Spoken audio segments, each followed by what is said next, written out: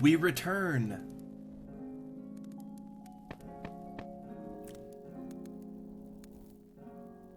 That soothing Moghouse music. Soothing.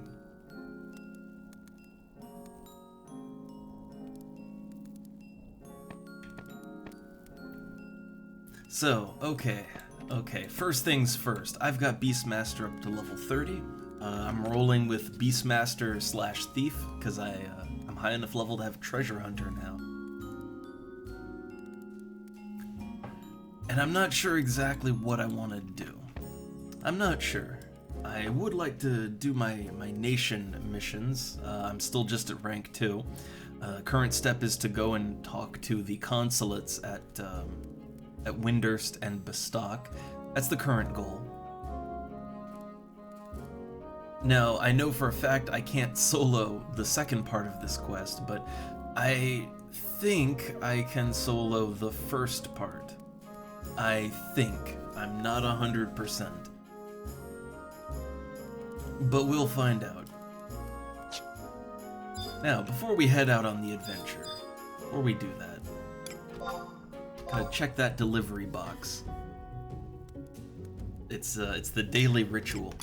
So, okay, I was out killing goblins, so got some masks they sold for 500. Scroll of Invisible. Again, I've been killing goblins, and spellcaster goblins, they love to drop scrolls of Sneak and Invisible. And both sell for around 1,000 gil. Alright, Goblin Helm for 800. Yeah, honestly, goblin parts sell pretty decently. They sell pretty decent, I want to say.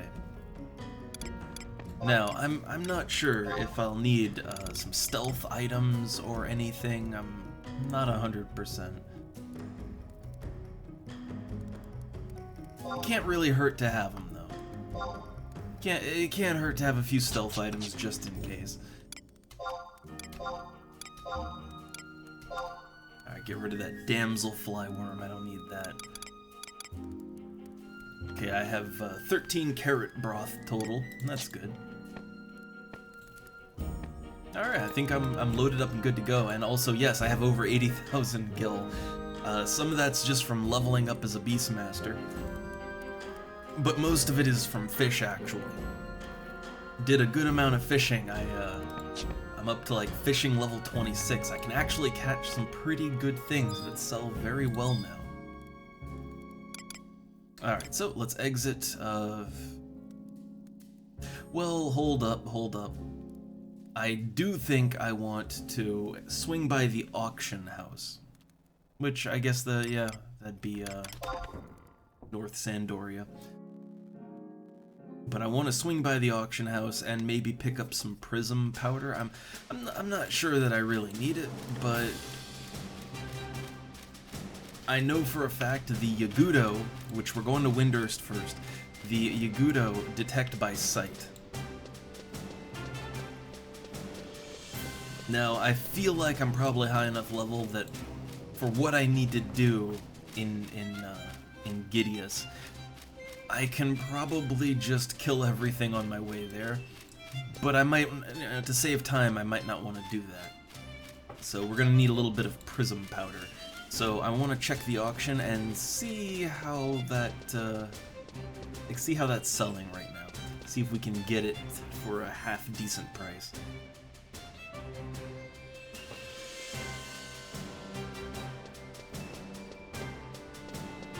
This is the one thing I hate about being a Beastmaster, is I can't sneak and invisible myself. Not till level 25 anyway. Not till level 50, because then the sub job will be 25.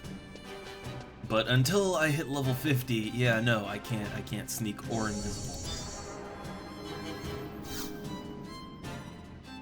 Alright. Am I selling anything? No, I'm not. All my goods sold. That's a good feeling right there. Okay, medicine. So we need prism powder.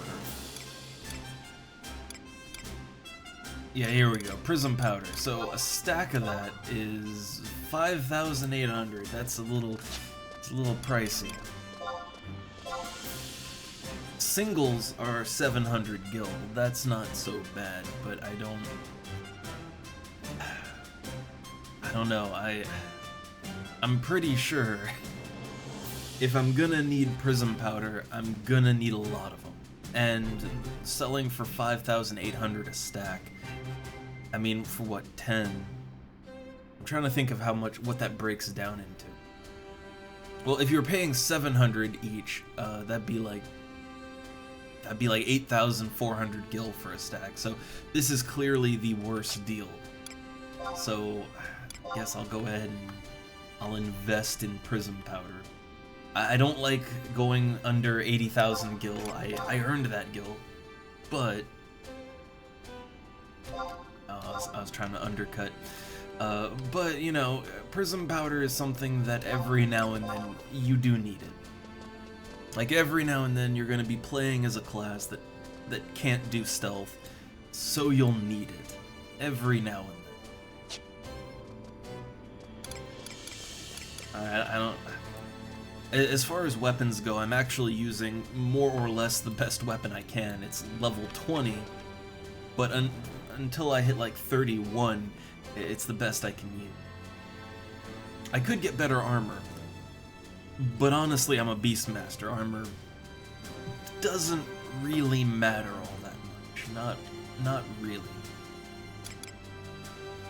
The one thing I was kind of curious to look up, apparently you need a bed to expand your storage space. You need a bronze bed specifically. How much does that cost? 5,000 gil. Oh, man. Man, I don't know. I'll consider investing in that later. Ooh, look at these dressers. They give you 15 storage space. I actually really need storage space very badly, but oh Jesus, that's 48,000 gil. Yeah, any of them a little cheaper than that? Okay, the armoire is 14. It's almost the same cost. Yeah, God, they're all really fucking expensive. So the bookshelf, that gives 20 storage, and that's worth oh my god, 100k. 100k.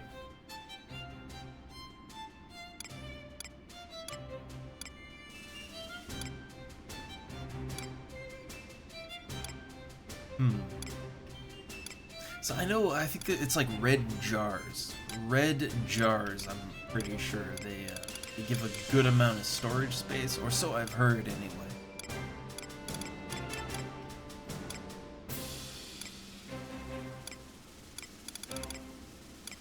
But I'm not really seeing it.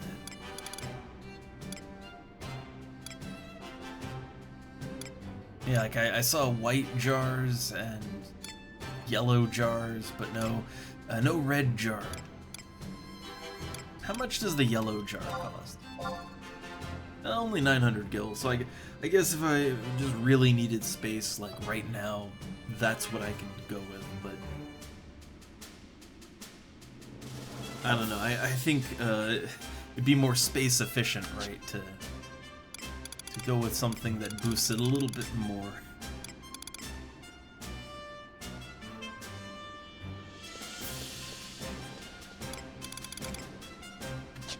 Alright, well, things for the future. Things for the future.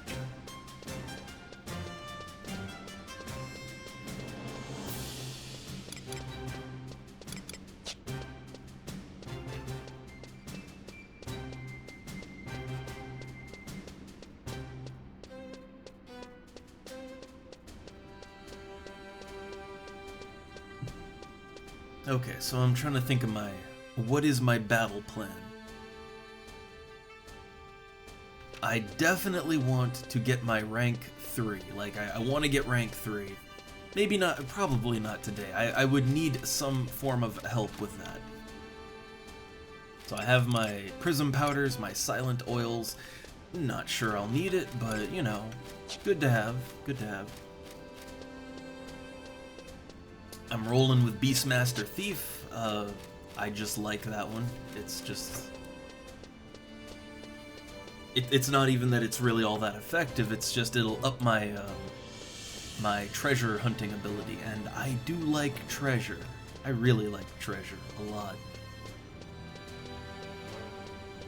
So, plan. For this mission, we need to go to both of the other nations, and we can actually do this in whatever order we feel like it. You can do Bastok first, and then Windurst, or Windurst and then Bastok. I'm gonna go with Windurst first, I think.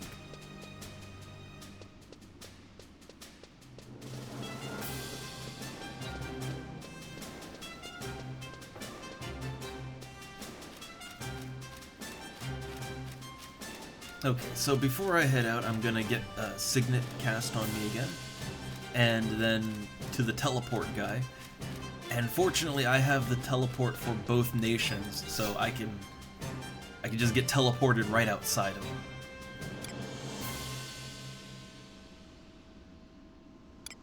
So I want to spend, or no, I want to have Signet cast on me. I want that first.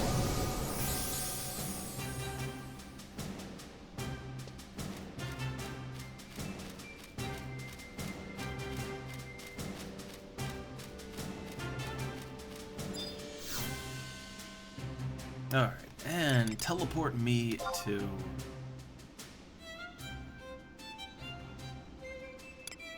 Saruta Baruta. That's right outside of Windurst. Also, man, I feel so... God, I feel like I've been cooked in the sun. Probably have, just a little bit. So, energy low. Need... God, I don't even have any caffeine on me right now. Don't even got any. Okay, so Windurst. So where I need to go is actually...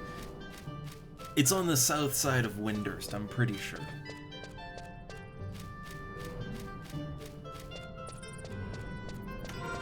Okay, so... Yeah, we need to go all the way down the road, and to the little entrance right by the ocean. That's where we need to go.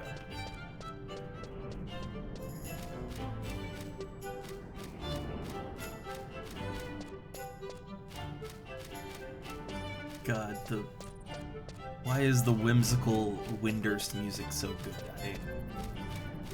I don't like Windurst. Not a fan. But honestly, the areas look okay. Like, the areas look pretty neat. The music is good. Also, speaking of, draw distance, set world, 100. Boom! Look at that. Alright. I kind of wish that, without editing the INI file, I kind of wish there was some way to toggle the render distance add-on to just make it be on all the time. I really wish there was some way to do that, but if there is, I don't know it. I can't find any.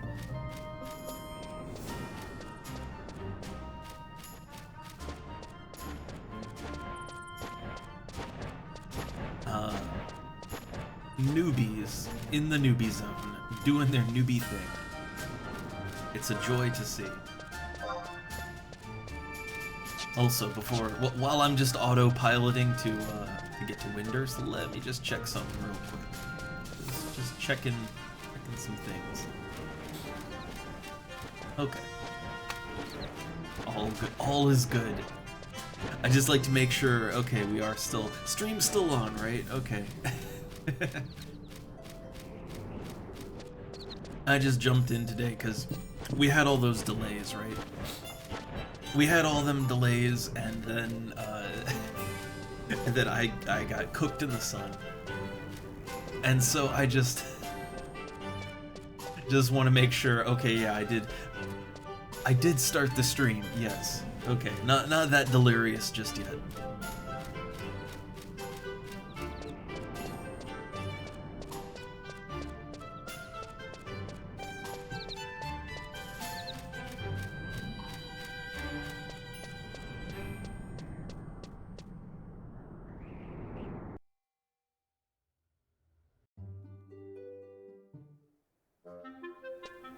Okay, so... Yeah, here we go. So the... Wait a second. That's the consulate of Bastok. Oh god, I have only ever done this mission from Bastok. So, okay, it looks like there's no Sandoria consulate here. Change maps. Let's take a look at the other ones. So, Windurst Waters. Yeah, let's take a look at the map for that. Okay, there's no... As far as I can tell, there's no Sand... He's a Sandorian, but I don't think he's the... Like, he's not the consulate, right? So, okay, where's the Sandoria consulate, then?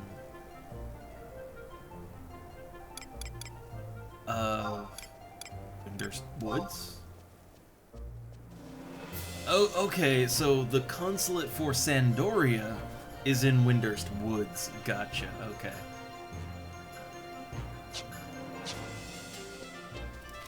Yeah, I've just never done this before from Sandoria. God, I'm such a Bastok player. I've only ever done it from Bastok. So I just have that route in my brain. But let's go over to the Sandoria consulate and see what they want. I am curious. I am very, very curious to see if this mission is going to be the same as the one you get from Bastok. Like, the one from Bastok, when you go to Windurst, you kind of have to do a little deception on the Windurstians. So I feel like that would be very out of character for Sandoria to do. But we'll see. We'll see.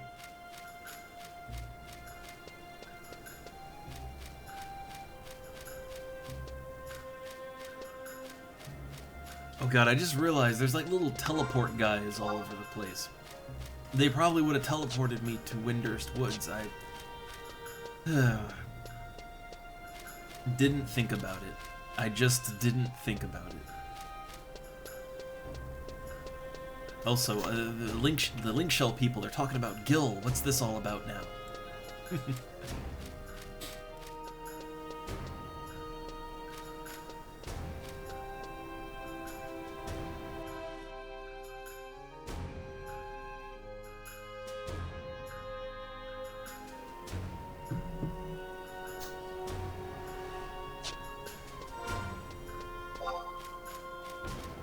Talking about fighting giants, which I killed a few of those yesterday.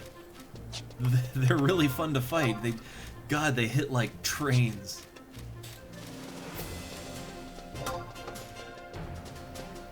Okay, so here we go. Here is the Sandoria consulate.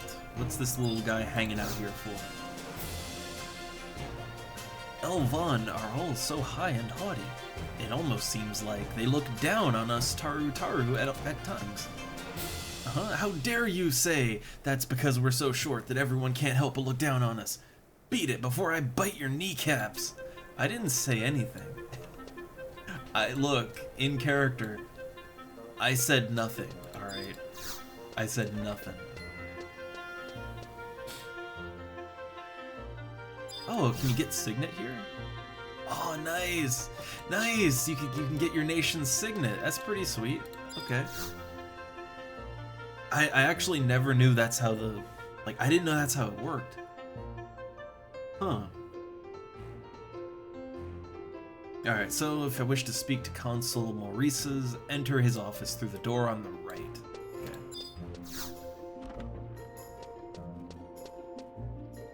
So here's our consulate.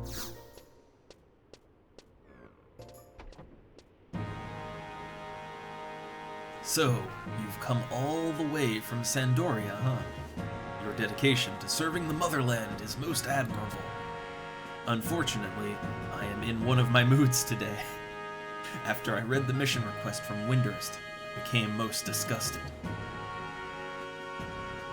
Corrine, please explain to the nice lady here what the mission entails. Yes, Consul. Allow me to explain. The mission from the Windurstian government entails the oblation of magic armor to Gideus, the front line to the abode of the Yagudo Beastmen.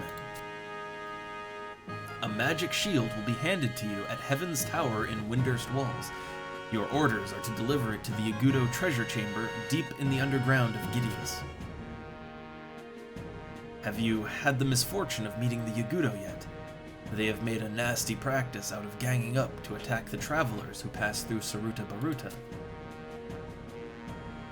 These are the same beastmen who sided with the Kindred 20 years ago and killed many of our comrades in the war.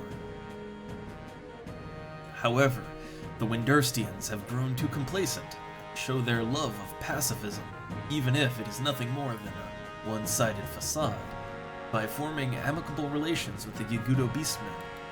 We can't have that. And now they dare ask us proud Sandorians to carry a tribute to a pack of beastmen. It would almost be laughable if it wasn't such a slap in the face. However, this mission has to be accomplished as part of our pledge to Windurst. We Elvan are not ones to break our promises, are we?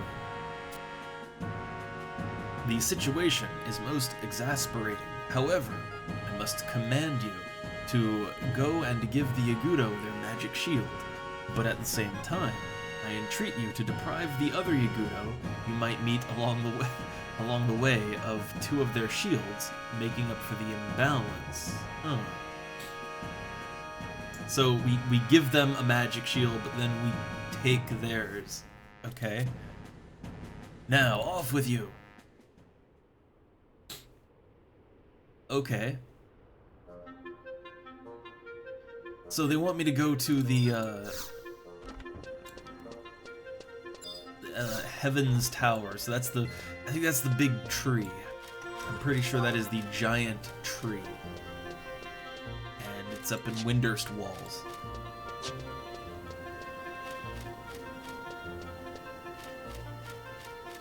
So, this mission is more or less the same as the Bastok mission. It's a little different.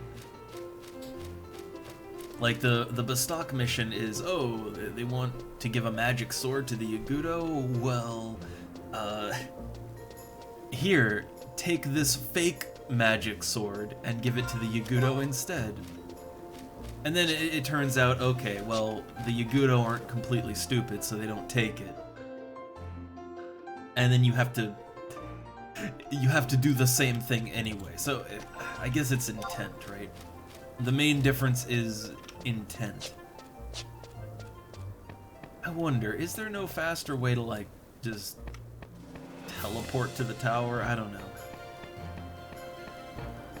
And hey there, Vexus. I did make announcements in the Discord that there would be delays. I had to go out and do some things, and it took longer than I thought. And now I'm a little slow. It's hot out, man.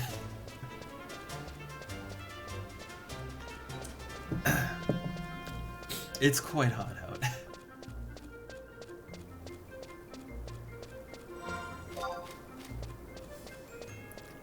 Alright, so, okay, I need to get up to Heaven's Tower, so just follow the path to the left. Now, see, 20 is good to me. I love 20. 20 is great. That's a nice, cool day to me. But it's like, it's 27 here, and not only is it 27, there's no clouds in the sky. It is a bright-ass, sunny, clear day. So you feel like you're getting cooked outside.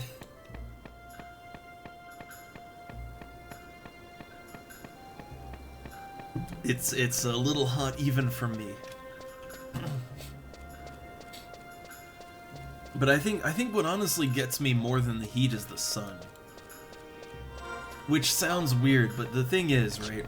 Like, so like, look, what I'm used to is that good Virginia heat where, yeah, like in Virginia, it's fucking hot. It's like, you know, the summers are like over 100 degrees Fahrenheit. Which I'm not sure offhand with that. I'm bad at converting that to Celsius. But I'm pretty sure that's like, over 40 Celsius, I think. And, you know, like, yeah, that's hot, but it's also really humid in Virginia, too.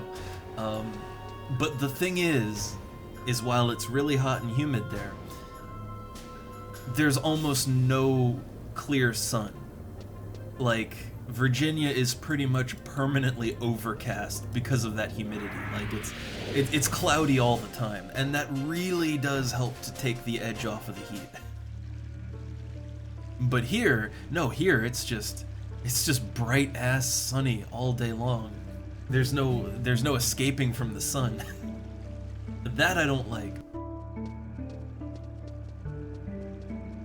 Also, we're doing our nation quests right now. So, man, that is the most Final Fantasy ass character you're ever gonna see right there. She looks straight out of Final Fantasy X, honestly. Like, is this Riku? Huh. You don't look like someone from around here.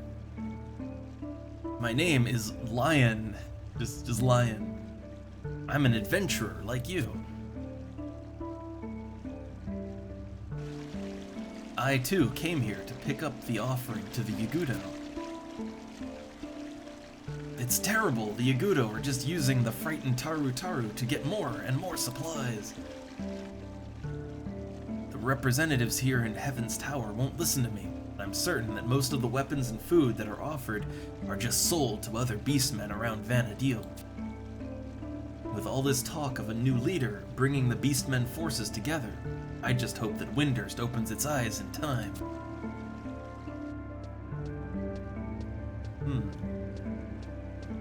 Like, that character just looks straight out of, like, another Final Fantasy game. And yeah, Vexus, like, cloud cover does help. I mean, it's shade, right? It's basically shade, and if there's intense cloud cover, even if it is super hot and humid, like, it helps. It takes the edge off. Okay, so, who's gonna give me the things that I need? I guess just talk to people. Okay, no, that's the... okay, someone has to be relevant to what I need here. Also, do I have a map of this area? There is no map for this area. Gotcha.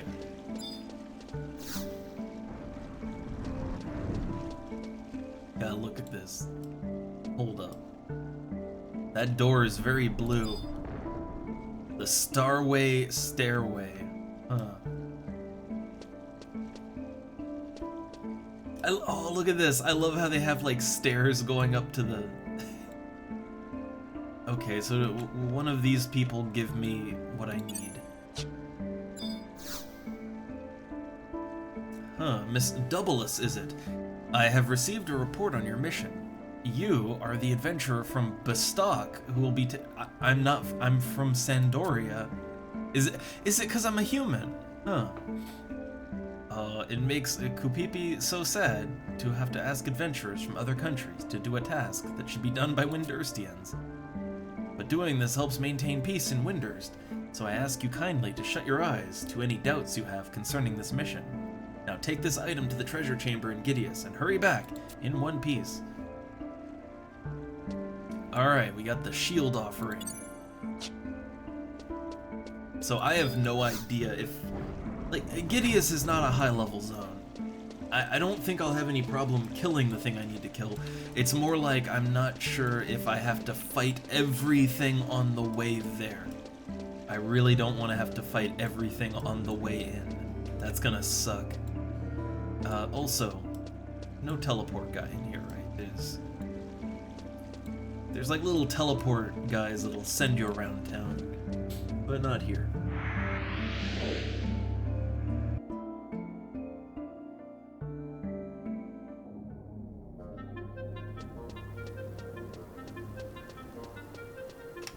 It's like, I know them because they have little wizard hats on.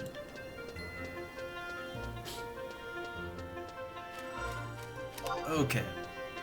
Oh, hey, look, in the chat, in the the Link shell. They're like, oh, what's you guys' favorite Final Fantasy? Tactics, hands down. Look at that.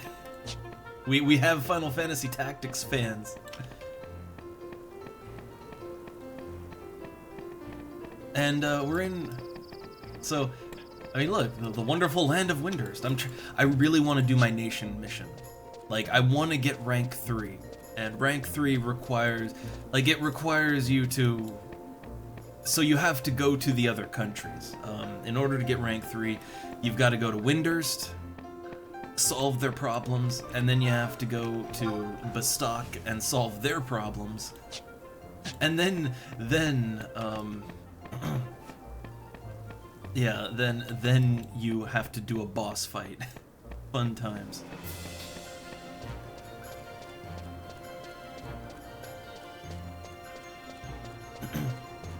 And yeah, I guess the first Final Fantasy game that I really played would have been Final Fantasy IV.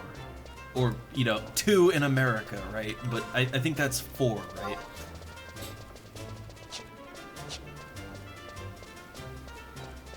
And I mean, I really like the story and the setting of 4. It's really basic. I mean, especially the original version of the game.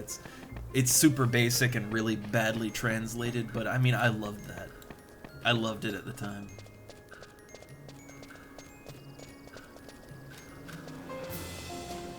I think, like, when it comes to FF9, the story is fine. It's not really anything fantastic to me. It's, to me, Final Fantasy IX feels like more of a... It's more of a throwback to the old school Final Fantasy games. Like, you know, they take it back to a more fantasy setting, more general high fantasy shenanigans.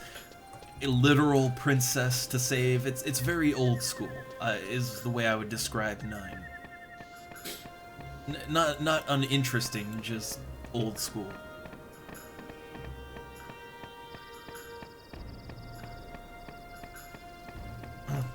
But I don't know. I really like 8. Honestly, the characters of FF8, I could kind of take it or leave it, but I like the world of Final Fantasy VIII. Like, it has a fascinating world that is very different from any of the other Final Fantasy games. And the story's not terrible. There's a lot of fun story beats to be had. Like, you know, there's interesting scenarios that you're put in. But I think most people don't really like 8 very much.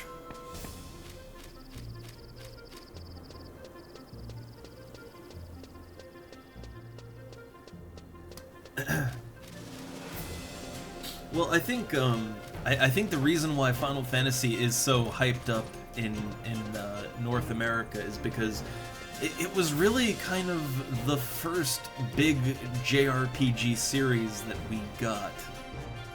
Like, that's not to say there weren't JRPGs before Final Fantasy. You know, the original Dragon Quest that came out. I played the original Dragon Quest. Like, so it's not even that it was the first, but I think it's that it was, like, Final Fantasy IV was one of the first Final Fantasy, or not Final, it was one of the first JRPGs to really come over, be properly translated, and to actually be popular. I mean, that and also, like, Nintendo in general was just huge. So the thing is, I don't really know how it was over here in Europe, but in the US, I mean, the Nintendo was insanely popular. And the Super Nintendo too. And then by the time, like, you know, the N64 rolled around, I mean, kids just were crazy over consoles. So Final Fantasy, along with a couple of other games, they just really exploded in popularity. I do know that, like, Europe kind of had its own consoles, right? Or, like, consoles that were much more popular in Europe. Like, I know, when we're talking, like, really older consoles, like, things that would have been kind of competing with the original Nintendo.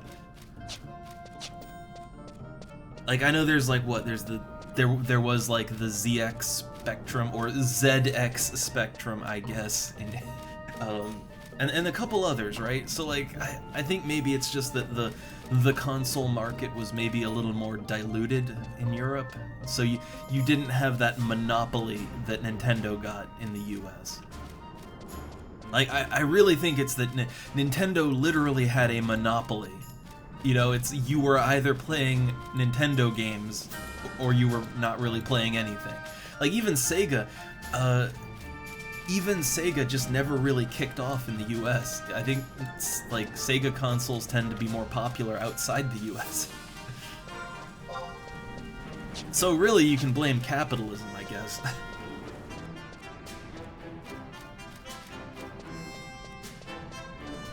I mean, yeah, Sony, I mean, Sony eventually became popular just everywhere, but I think we're kind of talking like before that, you know? And before that, yeah, like Nintendo just, it had such a huge monopoly. So if a game was on a Nintendo console, chances are, if you played video games in the US, you had a Nintendo and you would have just played Nintendo games. One of those being Final Fantasy, right? So it's just kind of built in that, yeah, you like it, right?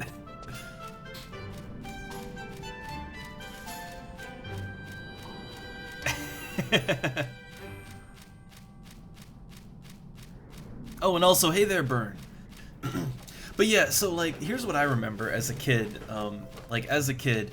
So Nintendo was just so, like, they had such a monopoly on the US market that so like nobody would say, oh, I play video games, or I want a video game console, or whatever. No, both parents and kids alike, they would just say Nintendo games and Nintendo consoles, even if it's not Nintendo. Like, you know, your parent, you know, they want to get, they're like gonna get a console for their kid. They'd get like the Sega Genesis and say, oh, that's a Nintendo machine, right? That's how strong it was.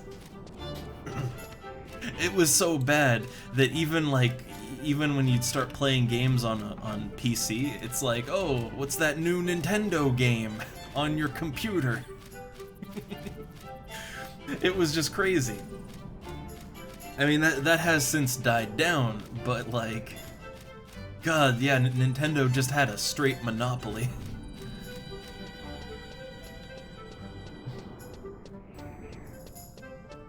Oh God, the Philips CDI.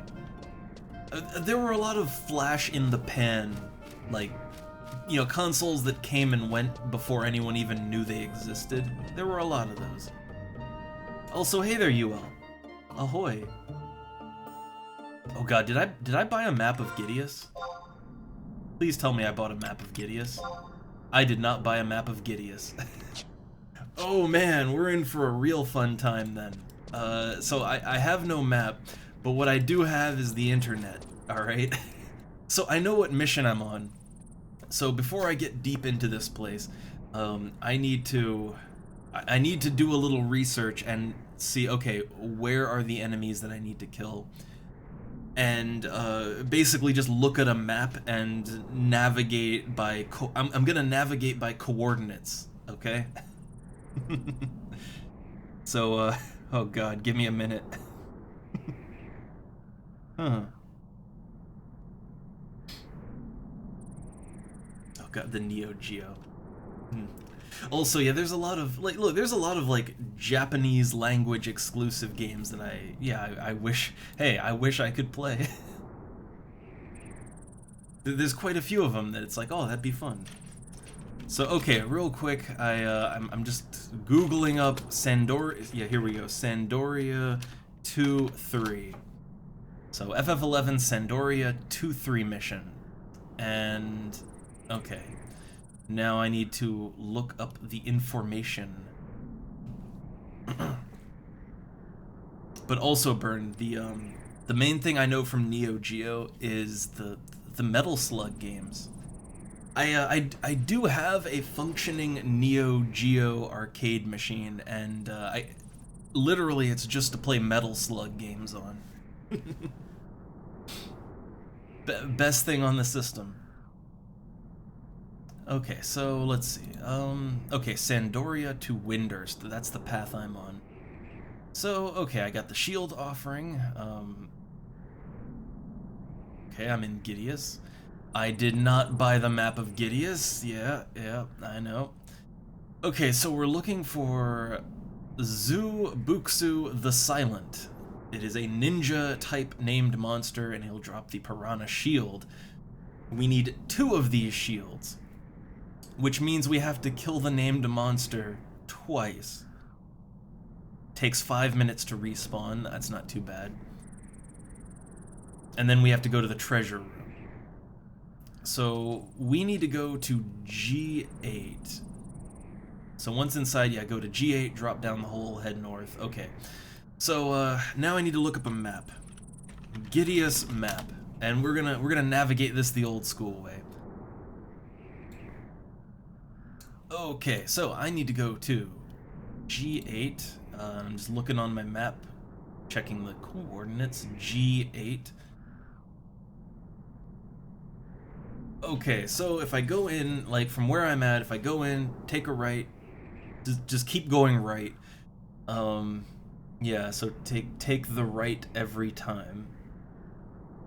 And then there'll be a hole I can drop down into. Okay, I see. All right, well, let's see if we can do this. Let's see if we can do it.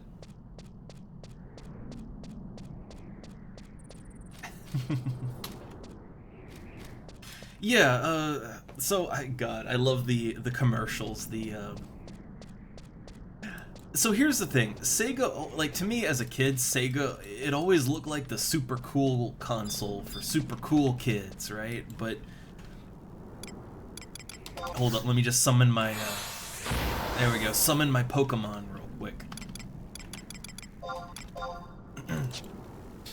But, yeah, I don't know, like, it always looked cool, but I think the thing is, Sega cost more money.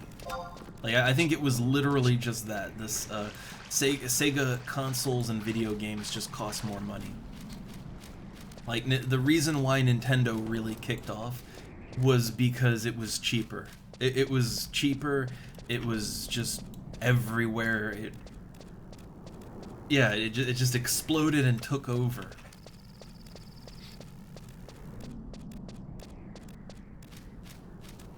Yeah, honestly, like, Sega commercials were really fucking mean.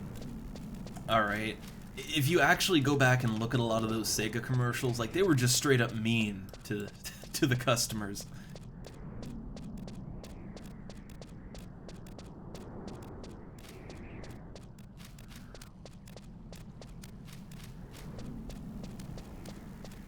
Okay, let's see. I gotta cross-reference where I'm at exactly. So I'm at G7. So if I keep going south, I should get to where I need to go. Oh look, friendly Yagudo.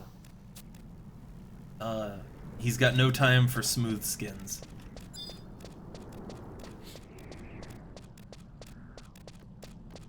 Okay, so there should be like a place at G8 that we can drop down into. Let me make sure I'm doing this right. So, okay, once inside, go to G8, drop down hole, then head north to G/H7. Okay. So there's a hole I can drop down there, but I think that's the wrong hole.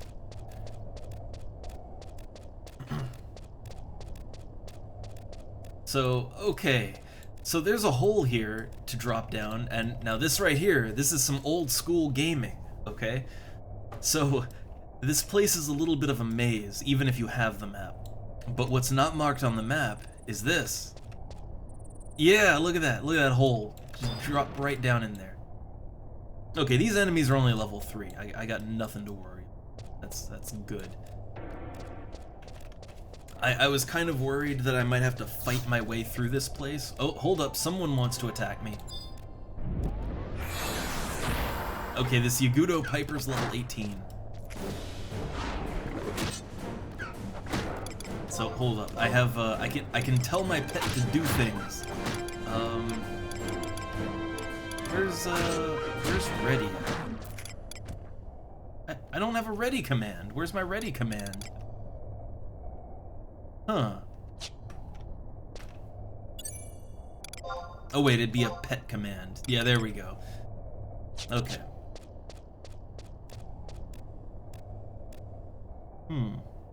Also, sorry, trying to keep up with chat, but I'm also like, I'm looking at a guide and and looking at like a map on another, you know, like I'm trying to navigate this the old school way. But let me just catch up to chat. I have such a tiny window too to actually see chat. I hate that. But hey, look, I sure wish, just in general, like no matter how you're gonna play your old school obscure games, you know, like whether you're gonna try to buy a physical copy or you're gonna try to pirate them or whatever, you know, the internet's a big place. No matter what, like I certainly am the type to want to see, you know, want to see them old games shine. Give them a chance. Okay, so this enemy is not the one I'm here for. God, I hate this place.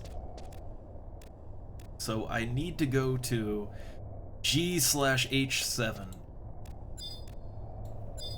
And there should be, that is the wrong named monster. And there should be another named monster around here somewhere. The only game on the Dreamcast that I ever played, I'm just trying to think about it. The only Dreamcast game I ever actually played was, there was some fighting game. I know there were like, was it Power Stones or something? I don't know, but it was a weird fighting game with, that you could kind of run around the field with a bit. It was really fun to play with 2 players. I can barely remember it because this was so long ago.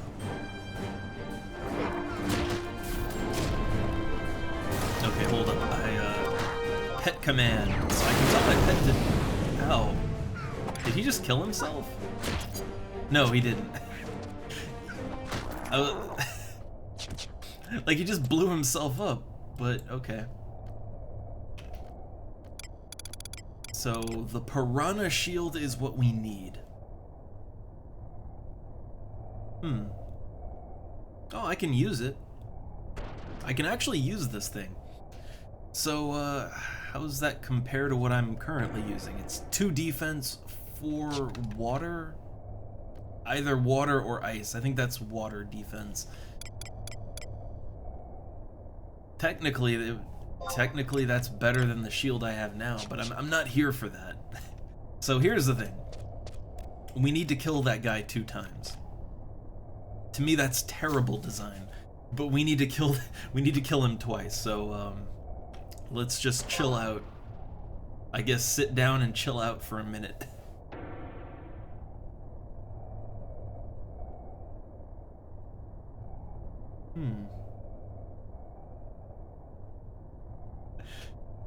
Oh, they got the Pokemon stuff. But also, oh yeah, Shenmue. That was a Dreamcast game, right? I've seen Shenmue played, but I've never hands-on played it myself. But it's kind of an adventure game, right? Like more or less functionally. And the problem with those kinds of games is if you've even seen them played, you've kind of gotten the experience out of it. That's a bit of a problem. So, okay, hey, real quick. I have sneak attack because I'm subbing Thief. So, hold up. Sneak attack time with a battle axe. Guaranteed critical. It doesn't work nearly as good for me as it does a Thief, but still, nice. Alright, so I have to wait for the enemy to respawn. No way around that.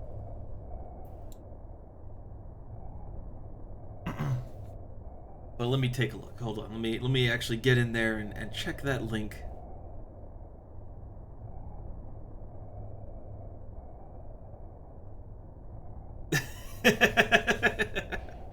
Huh.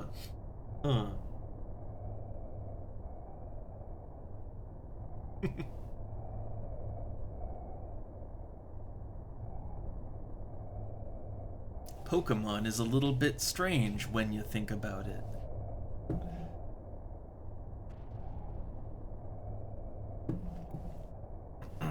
Alright, so, yeah, I'm just waiting. Just waiting. I guess, like, I could kill some more Yagudo while I wait, right?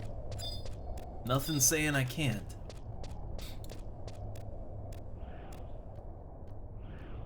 Ah, fuck it. Let's, yeah, let's kill a few more Yagudo.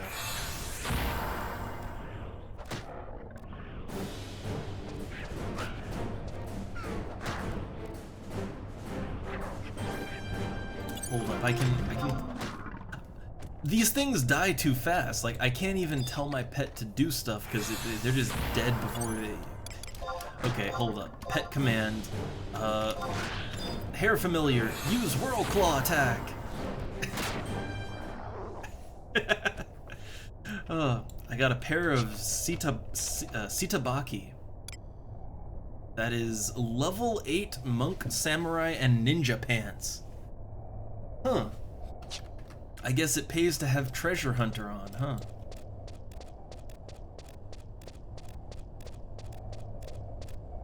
Oh god, I don't even want to think about sex jokes and SpongeBob. Also, I can't believe, is SpongeBob still going? Is that like, cuz people have never stopped referencing SpongeBob, and I am wondering if that's still going, if that's still a thing, or did they finally kill it? I don't know.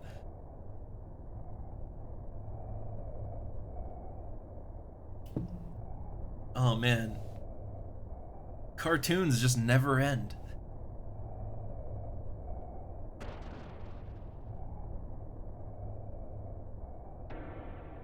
Yeah, I was never a fan of SpongeBob. I think it's because I was just a little bit too old when it started, you know? I was just a little too old for it when it started, so I never really got on it. So here's the thing, right? When I think of, like, cartoons that I have nostalgia for, I mean, Ren and Stimpy, right? That shows my age, right?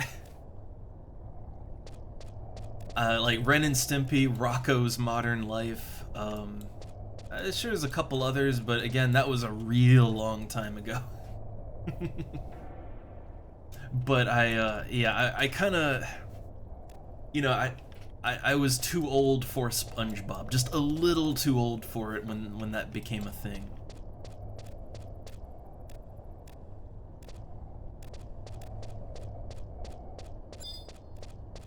I wonder what these Earth Eaters drop. Let's find out. Probably nothing good. God, this is why I love being a Beastmaster. Like, I don't even have to do anything, right? Like, look at this. I've just automated the murder process. My hair can do it for me. I can tell him to rest, too, so... There we go, get his HP back up. The thing is, I'm, like, if you go back and look at Ren and Stimpy now as an adult, you can see so much non-appropriate for children things in there. But I loved it as a kid. Like, Ren and Stimpy was insanely popular. It's, like, pretty much every kid my age, back then, that's what they were watching.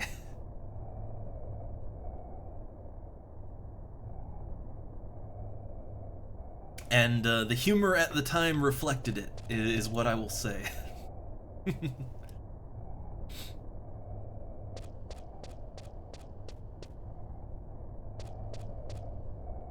Alright, so I'm just waiting for that respawn. I feel like this is just such a terrible thing. Like, why would you make the player... Yeah, here we go. Yeah, but why would you make the player kill the same name monster twice? Like, that doesn't prove anything. I killed him once, I can kill him again. Alright, use foot kick. There we go. Ooh, he likes to... God damn, 140 damage. Ow. Okay, well, I got 2 shields, so now... So I killed the NM, so now I need to head west and speak with Uo Zumo, and then return to the Sandorian consulate.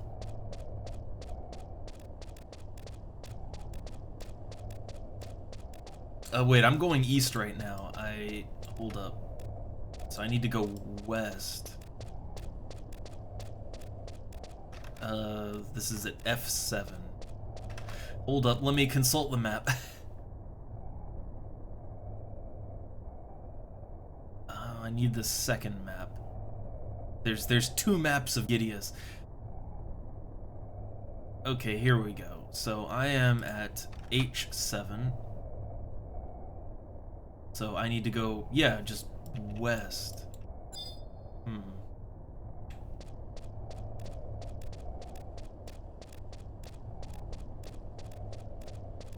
Man, this is the old school way to do it. No, didn't think to get the map of the area, so I just gotta I just gotta open up a wiki and just feel my way through it.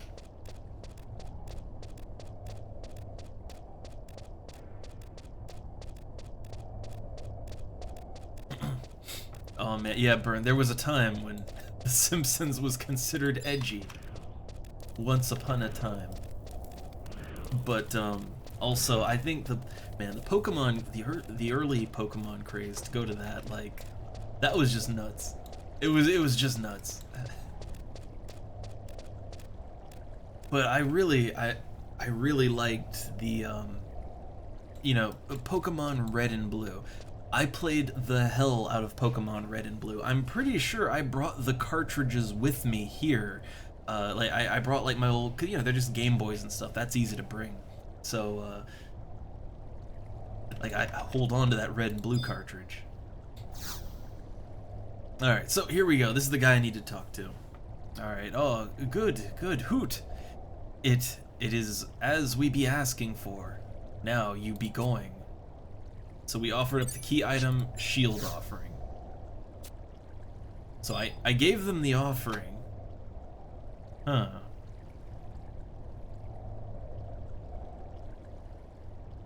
Okay, so I need to trade my 2 shields back at the consulate.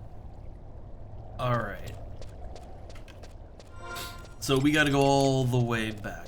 All the way back. Okay, you know what? I'm kind of wondering. It would probably be faster just to, like, it'd be faster to instant warp out of Gideus, right? Like, I can instant warp back to my home point, and then go to the teleport guy, and he'll send me to the outpost near Winders. Honestly, that's probably faster than navigating my way out of this maze.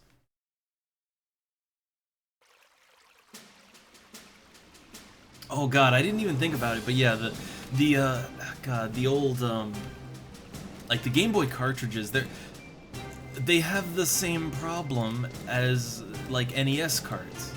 Like, same problem. Yeah, the batteries in them will die eventually, and then they just won't save your game. So yeah, probably the batteries are dead. I would have to imagine the batteries are dead on the. I mean, look, when I actually want to play the game, like any game that needs me to save, anytime I actually want to play, I generally just I just open up an emulator. It's usually the more comfortable way to play anyway. You know, give me those save states. Yeah, like if Pokemon Silver's battery is dead, then yeah, like the original Red and Blue, those batteries are probably long dead.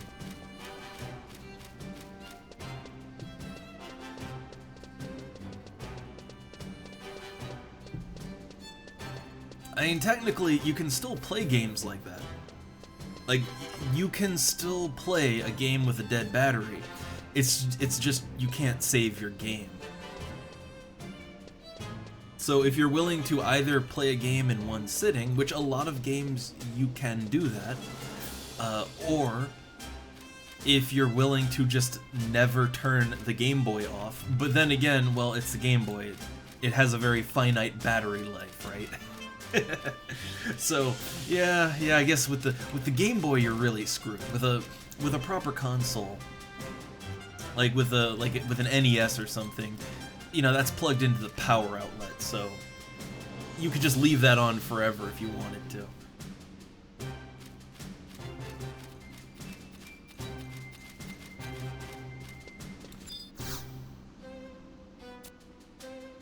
Also, is it bad that the only thing I remember... I mean, look, I didn't play that much Pokemon White.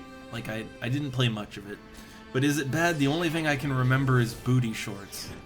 And it's like, wait a second, how old are those Pokemon characters? Uh-oh.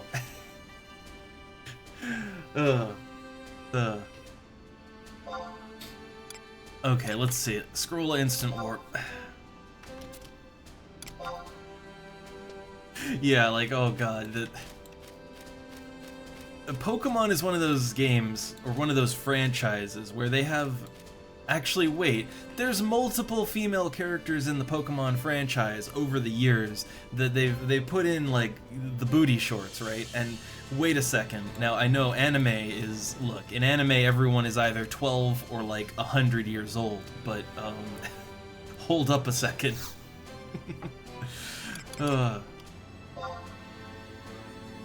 Alright, so hold up, I wanna teleport back to Saruta Baruta. I think this will be the quickest way to do this.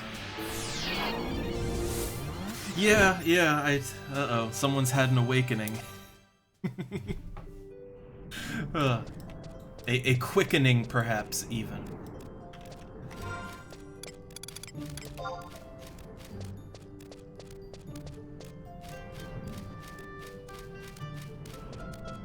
Alright, so let's see, so either way that I go into Windurst, it's not gonna be fast either way. So let's just go all the way down south and then go in. Oh no, the sexy Pokemons.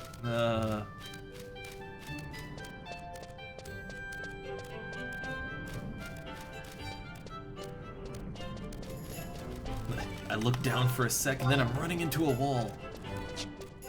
Oh, look at that guy. Look at him just speeding along. That's the power of Thief right there. Yeah, now his speed's normal again, but, God, that flee ability. They maintained that thieves in Final Fantasy are good at running away. They maintain that here.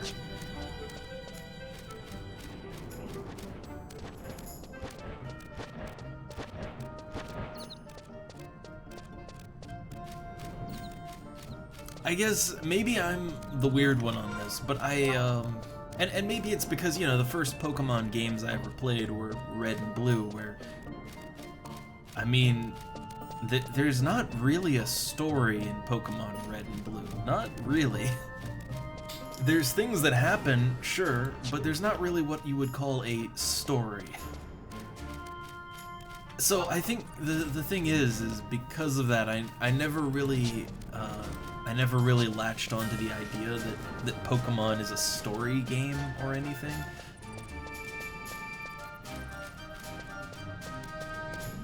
So for me, I never really cared about the story of Pokemon. I care about the gameplay. I think the gameplay is awesome, but story was only ever...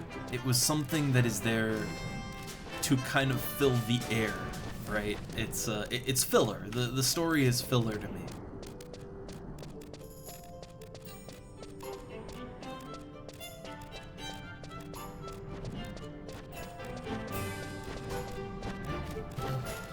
But I think it's just because, yeah, you know, when you start with the first generation of Pokemon and there's no story at all, and it's like, yeah, you get into the gameplay and you love the gameplay, and then when the games start having a story, it's like, I just want to play the game. Okay, this is something that a lot of older gamers like me can kind of have this issue, right? Because look, when I was really young, most games just didn't have a story. And the ones that did, the story was very brief, it was very to the point, it was very, oh no, evil wizard, go fight his dragon, save the prince, you know, basic shit, right? So, like, the story was only there to kind of be filler for the gameplay. And, honestly, when that's what you grow up with, yeah, I tend to still have that attitude with games where it's like, yeah, I like gameplay, I really love playing games, but whenever I'm bogged down with a lot of story, it can feel like that's just getting in between me and the gameplay, right? Like, I'm not anti-story, but it's like, okay, I don't want to sit through a 5-minute cutscene. I would like to just start beating up guys now. Can I beat up guys now?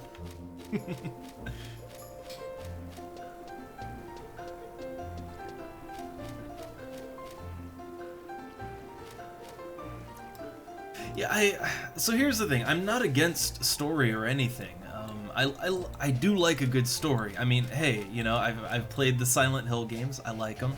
I've played a lot of good story-heavy games, especially in the horror genre that I like. However, I feel like there's kind of a line where it's like if the ratio of story to gameplay is too heavy, to me that makes a game worse. Like, I don't want to sit through a 20-minute cutscene so that I can do 10 minutes of gameplay, right? To me, that's a bad ratio. I don't like that. That's also why I can't do visual novels or things like that. You know, like, I can't sit through, like, you know, 20 minutes of talkie scenes to get to 5 minutes of gameplay. I can't do that. I just can't. Again, that's not to say that they're bad, it's just like, that's how I approach games. Okay, so this guy will teleport me around. He'll send me to Windurst Woods. That's where I need to go. That works.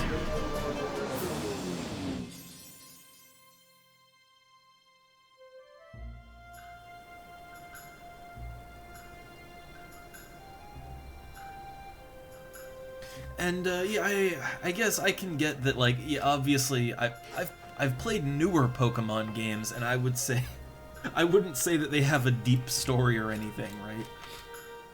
But what I will say is that I kind of just want to, like, yeah, I want to, like, run around and fight Pokemon, right? I want to run around and catch Pokemon and make them fight each other till they pass out. That's all I want.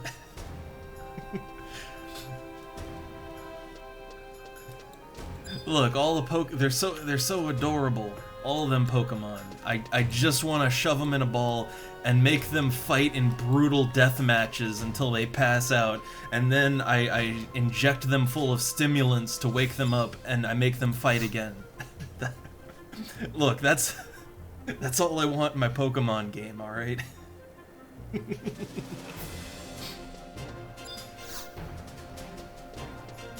Alright, so I got the items that they need. I got them.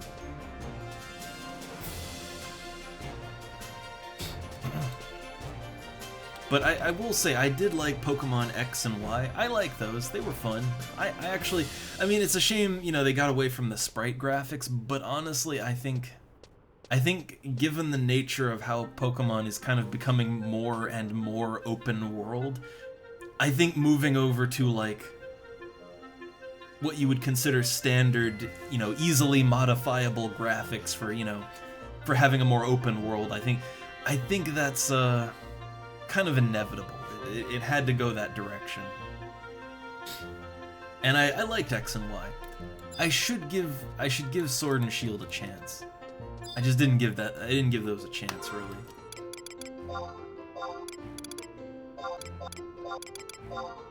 Okay, I gave him the shields.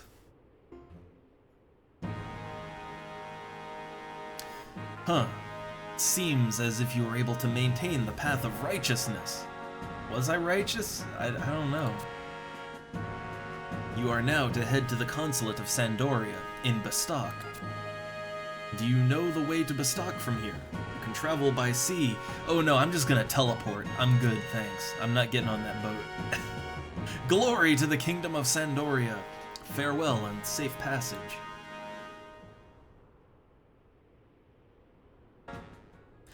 Yeah, I guess I'd be down for that. Also, I really need to try out Octopath Traveler. It looks really, like, that looks like the kind of game I would be really interested in. And it's Square Enix too, isn't it? Like, the last Square Enix game that I played that wasn't a Final Fantasy game was Bravely Default, the first one. I really liked Bravely Default. Like, that, like, even though it had its own, you know, it has its own gameplay gimmicks, I really liked it. Like, I mean, I really liked that game.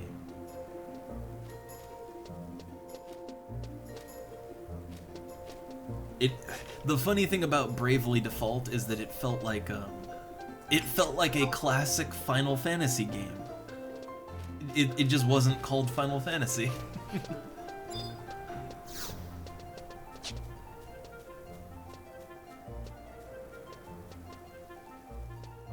Oh, the ending gimmick.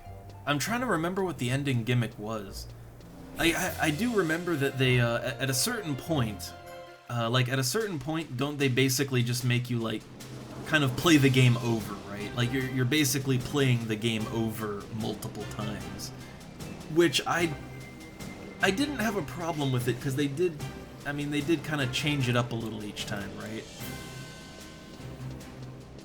Yeah, you had to fight the bosses 4 times, and they get stronger, yeah. I guess I kind of like that. I actually kind of enjoyed that.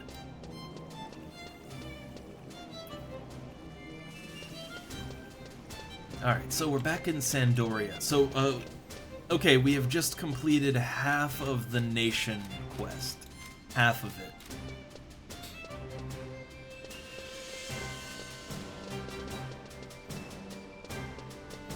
I can see how that would, like, yeah, the patience would start wearing thin, but I mean, what I remember is that they did, like, they did small changes each time you went through the game, right? Like, not big ones, but just little things.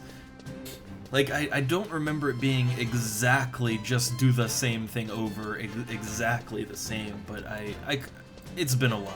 Could be remembering it wrong.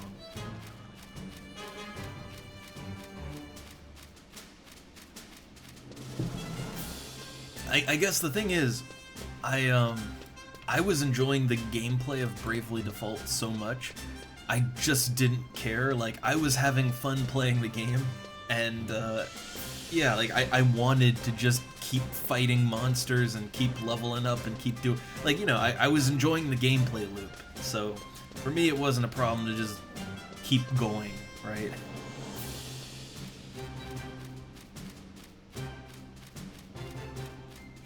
So let's see.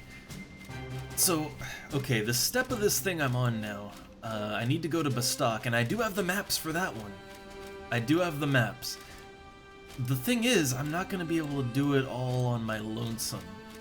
Like, I'm just not. I wonder, so let me ask the Link Shell. So, yeah, I'm gonna need help on Sandoria 2-3 in yeah, in Bastok. Anyone up for that? Hold on, anyone up for that?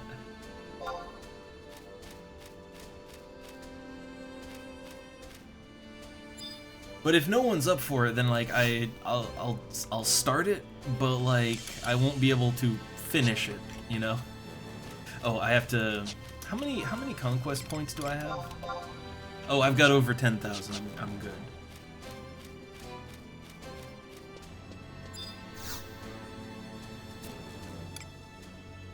Okay, so cast Signet on me. No, I need conquest. Yeah, conquest supplies.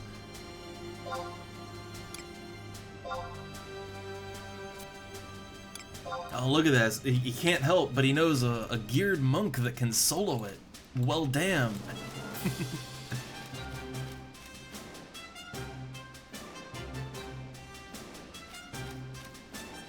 I mean, I don't know. I might, like, I'm a Beastmaster. I might be able to solo it. I'm honestly not sure. Can I solo that? I don't know.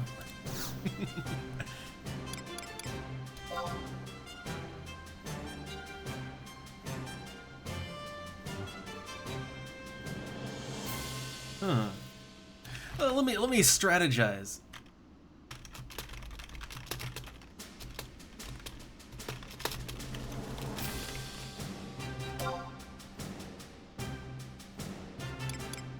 Alright, so okay, we need to go to Gustaberg now.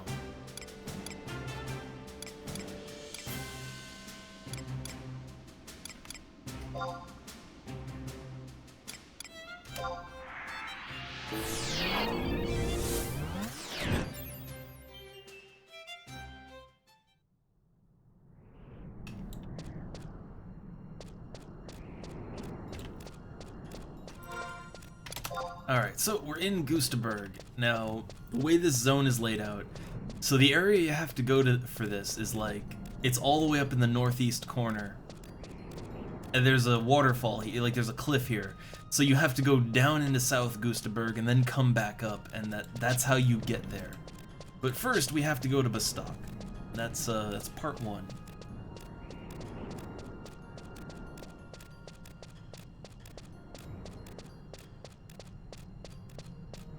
But I would very much like to attempt this fight. How much EXP have I got? Okay, so if I die, right? Like if I can't do this and I just fucking die, I won't de-level. Like I won't lose my level doing this, but my pride might get wounded. I don't know.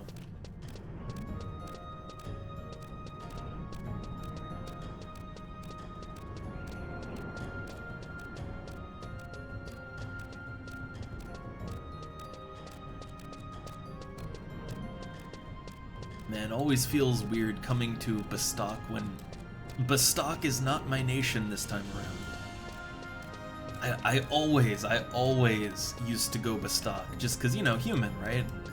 And go humans, but not this time around.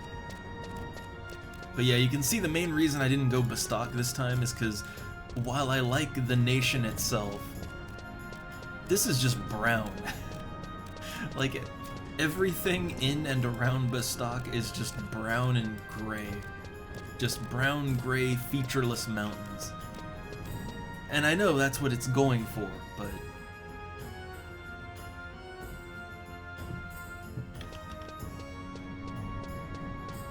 But it is, you gotta admit, it's a little bland to look at, right? Little bland to look at.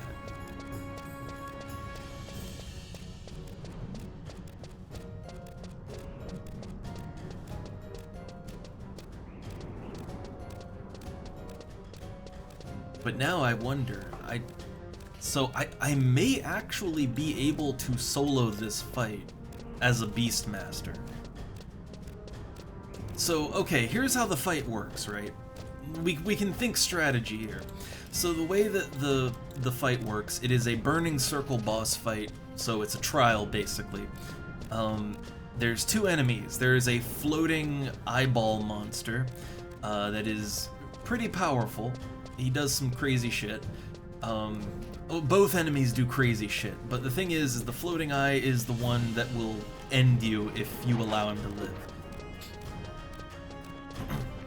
But the other threat is the Doom Dragon. So you have like the floaty eye monster and then the Doom Dragon. The Doom Dragon doesn't really do anything particularly special. But what he does is he deals a ton of damage. Like, I mean a ton of damage. Like, he's just a wrecking ball. And the thing is, he could just murder me. And you have to fight both of them at the same time. So the strategy is normally to put the Doom Dragon to sleep, and then kill the eye monster while it's sleeping.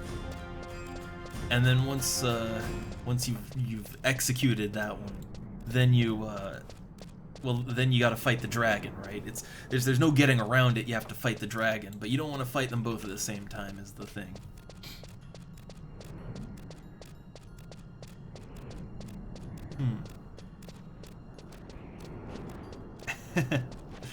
Huh.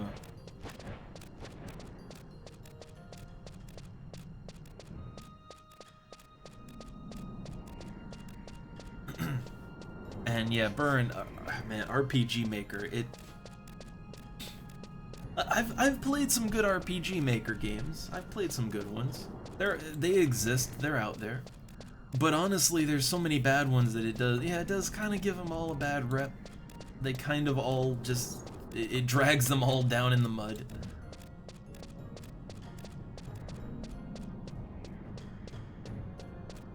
Well, a cat came in squeaking at me.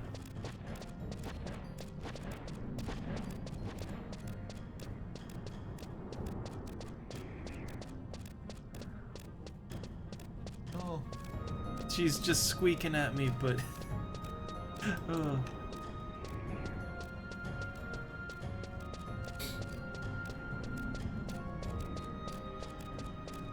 Alright.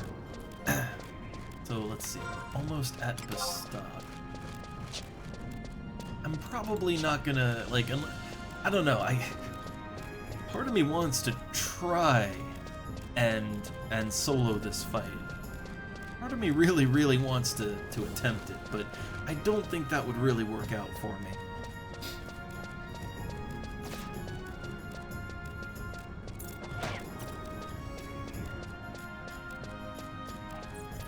Yeah, so here's the thing, if I ever made like an RPG, I think I would definitely be, it would be on the minimal story side, not non-existent or anything, but I will admit I am a little bit of a sucker for the traditional, like, high fantasy story, right?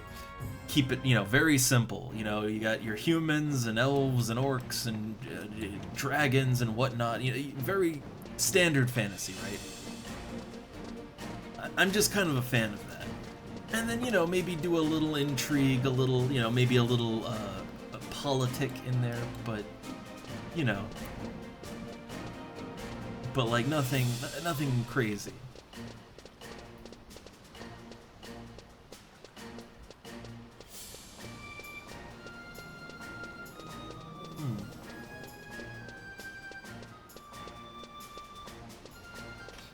Yeah, like a minimal story, right? Like, I think a minimalist story, but not like, not in a bad way. Not in a bad way.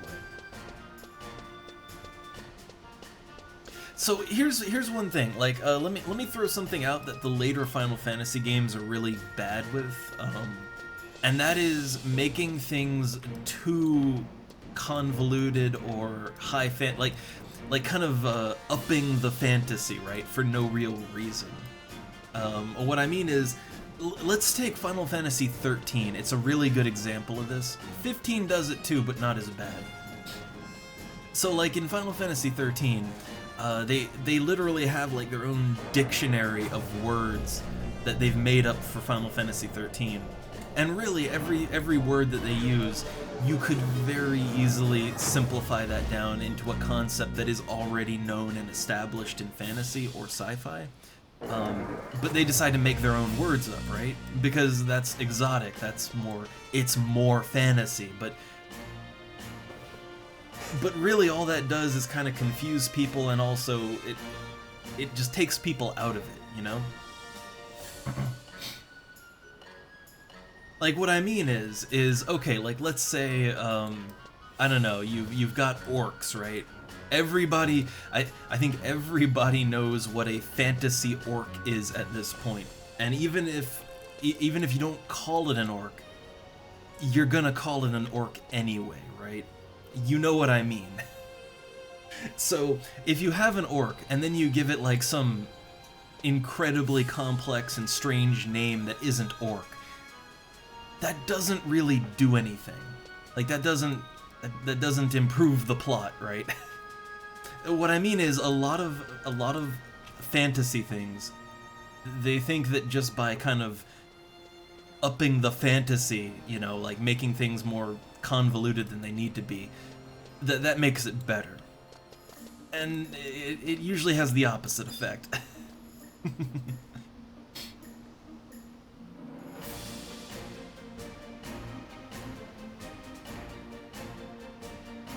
And yeah, like, actually, Vexus, like, yeah, Chrono Trigger, that is, Chrono Trigger, It honestly goes, like, it goes places that were very unexpected at the time. Like, what really got me at first was, I mean, Chrono Trigger is a time travel story. And here's the thing, that was just not heard of in a fantasy RPG at the time. Like, at the time, a fantasy RPG meant that you're playing, you know, the mighty warrior, and there's a princess to save, and there's a dragon to slay, possibly a dark wizard in there somewhere. But, like, that was it, right? That was all you expected. So when you had a game come along, and now you're introducing time travel, cause and effect, there's multiple points in the game, like optional things you can do, that you can actually see have an effect on the timeline. Like, it's nothing complex, it's very simple in how it's done, but like that, in terms of storytelling, that just wasn't done at the time. So Chrono Trigger is both very simple, but also it subverted expectations at the time. That's a good way to say that, I think. If you look at it nowadays, from a modern RPG perspective, yes, it's very simple, if you look at it like that. But I think that's kind of one of its strengths, actually.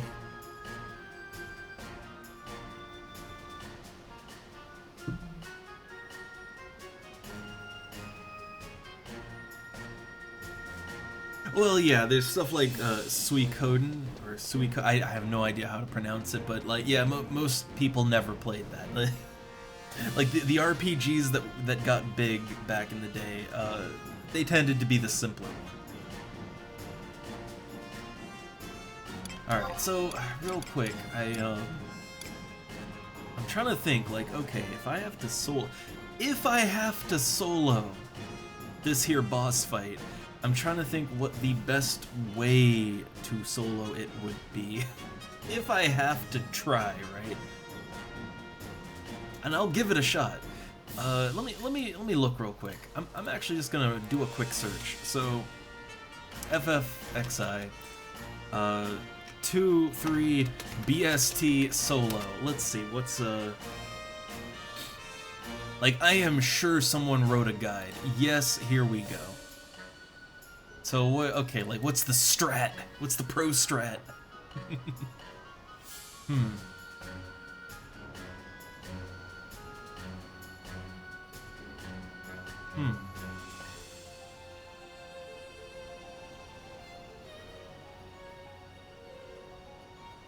So, let's see, how do they do it?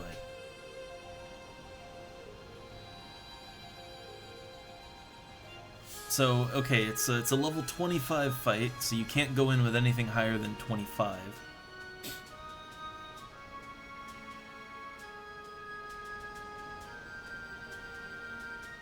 So let's see, I guess, like, trying to get a general flow for what I will need to do here.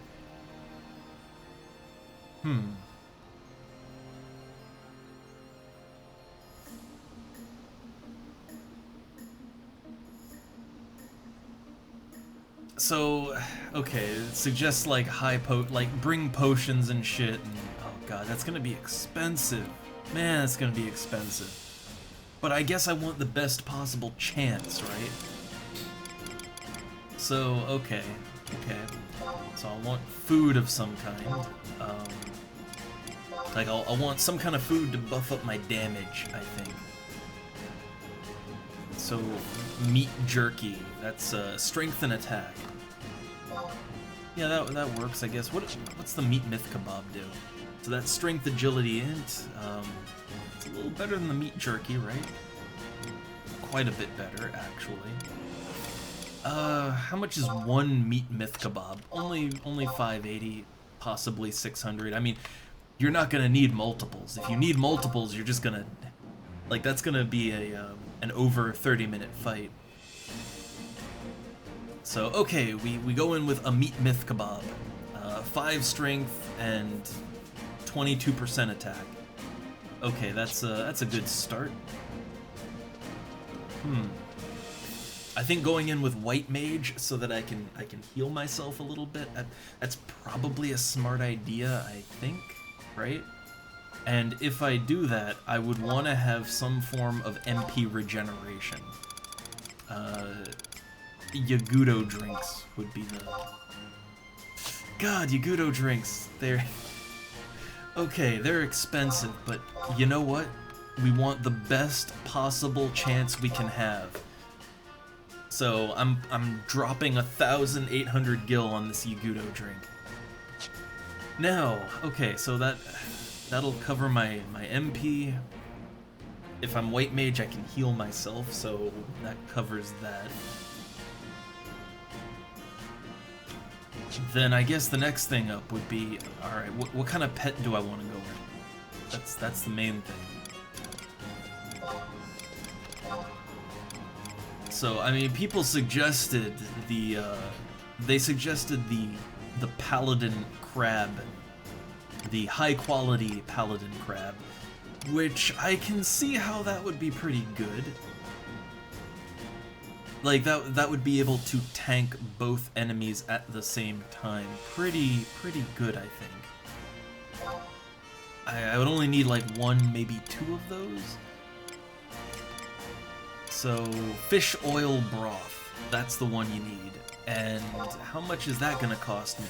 6,000 gil! 6,000 gil. Well, I guess, I mean, we can use them even you know, even outside of this, we can still use those, so, okay. So that'll let me summon Courier Carry. I believe that's the Paladin crab. Okay, man.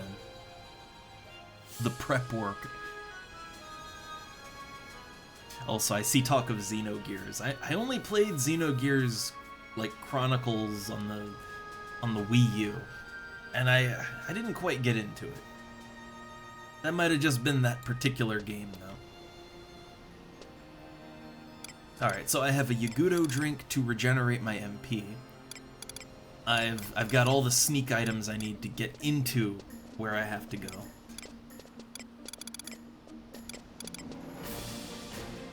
So the Hope Ring, oh right, these rings aren't going to do shit for me. I might want to get a ring that actually boosts up my ability to hit things.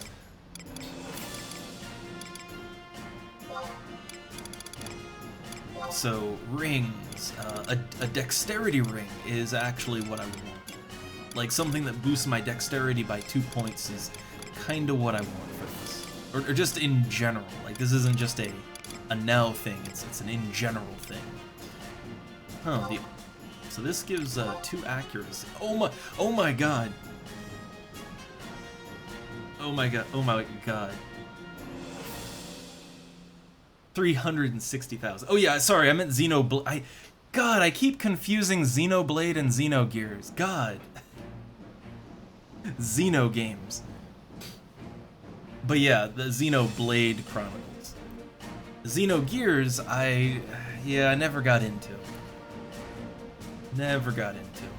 A couple franchises that I just never really, I don't know, I figured I probably wouldn't be, you know, I probably wouldn't get into it, but I should probably give another chance sometime. Look, when it comes to my sci-fi JRPG of choice, it's gotta be Star Ocean, just all of them, even the bad Star Ocean games. I am 110% down for Star Ocean, even when it's goddamn terrible. Okay, so the balance ring, that's +2 dexterity. Only costs 6,500. That's not terrible. I can afford that. So that 80,000 gil's going pretty fast now, isn't it? Going pretty quick.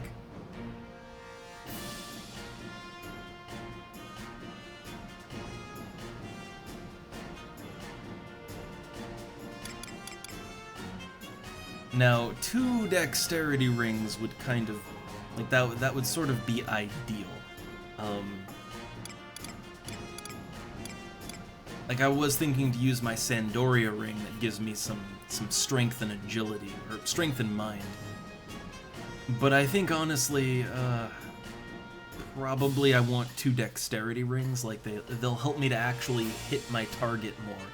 And that's kind of what I need. I need to be able to hit my target. Oh no, I'm R0ing. Oh no. I sure hope we don't have server lag, like, in combat. Okay, for now, I'm only gonna buy one dex ring. It's getting expensive.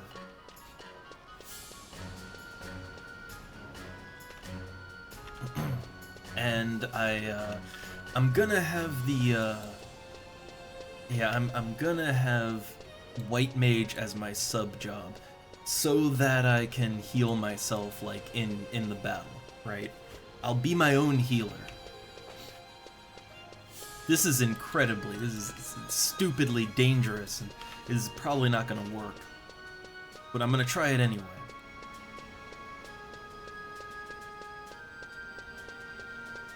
Oh wait, okay, I'm gonna get that ring first, but I just realized what would really help me out, like really help me out, is pet food.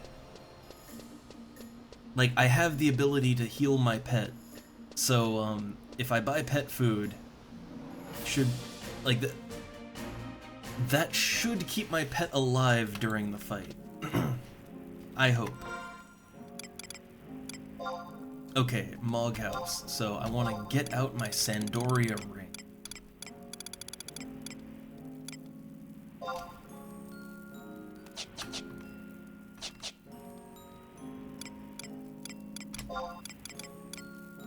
Alright, so yeah, the Sandoria ring gives me 2 extra defense. Do I have items that I can just get rid of? So the Yagudo necklace, let's get rid of that. I have a pair of pants that I am not using. Man, I'm getting pumped up for this. I'm gonna try it. It's a bad idea, but I'm gonna try. I'm also gonna ask people again if they'll help me out with this, because I don't know that I can do it, but I really need to get rank 3. Rank 3 unlocks a bunch of content.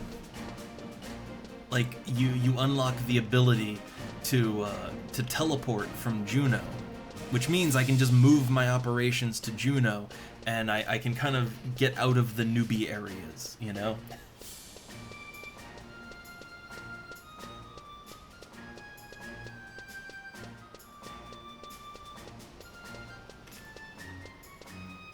What? Oh, like, for a second I was like, what's going on with their face? They have a mask on. Didn't see. I like that outfit. That is a very interesting looking outfit there. What is it? Okay, they're glamored. They're glamored. So I don't know what exactly they're using there, but it looks cool. Looks very cool.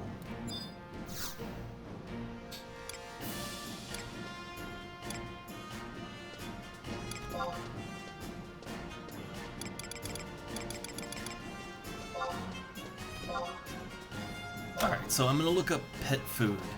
So you've got pet food alpha. Contains all the nutrients that you need. So I mean I can only use up to level 24 pet food in this battle, right?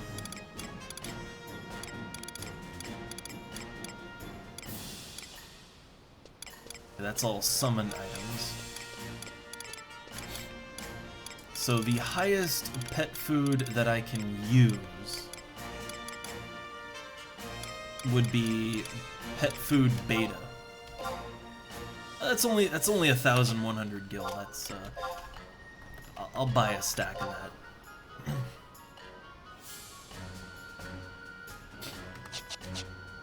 Okay, so we got pet food, and I think that goes in this slot, right? Yeah. Okay, so we've got pet food, we've got summon jugs, we got a Yagudo drink to regen my MP. Oh right, I need to actually switch my job out to White Mage, but yeah, I got rings that'll help me to actually hit the target and to do more damage and give me more defense, so okay, that's good. So let me just check something on the internets again. I need to see how much that pet food actually heals for. So, FF11 Classic, pet food beta. So how much, like, I need to know how much that's actually gonna heal my pet for.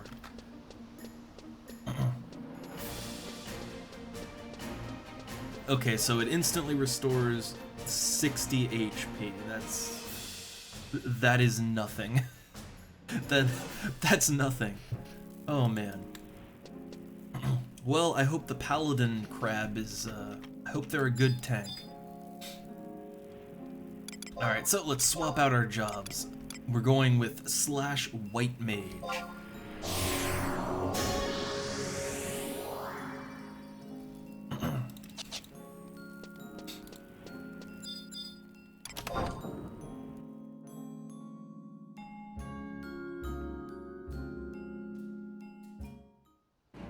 Alright, I got food. I got MP drink. I have stealth items to help me actually get there. I guess I have everything that well, okay, before we go running off to Palboro Mines, we have to go to the consulate first. That's actually thing number 1 we have to do.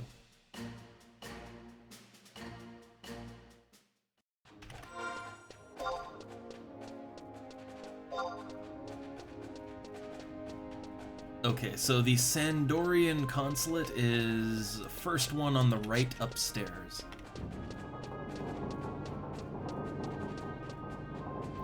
God, I am nervous as hell. I've never tried to solo this fight. But I feel like I actually have a chance at it. Like, I feel like I might be able to pull it off.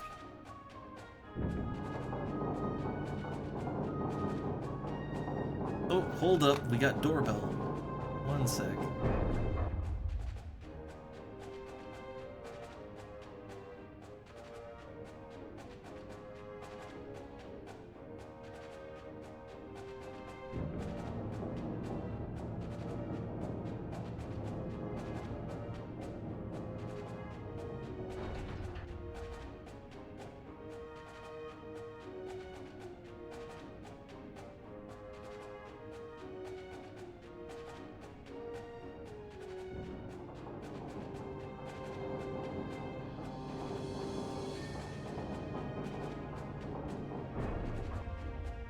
Alright.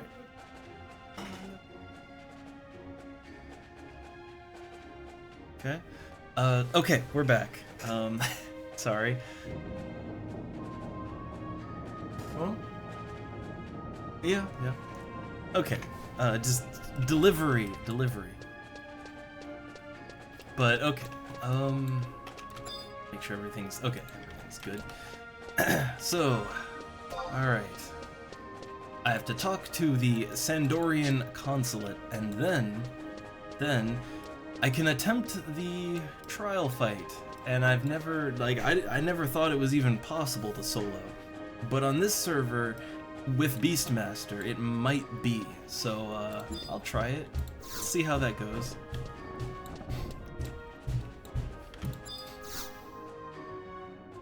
Okay, we have a letter of introduction. Go and talk to the consulate. Oh, he's just right back here. Okay. I assume it's this person?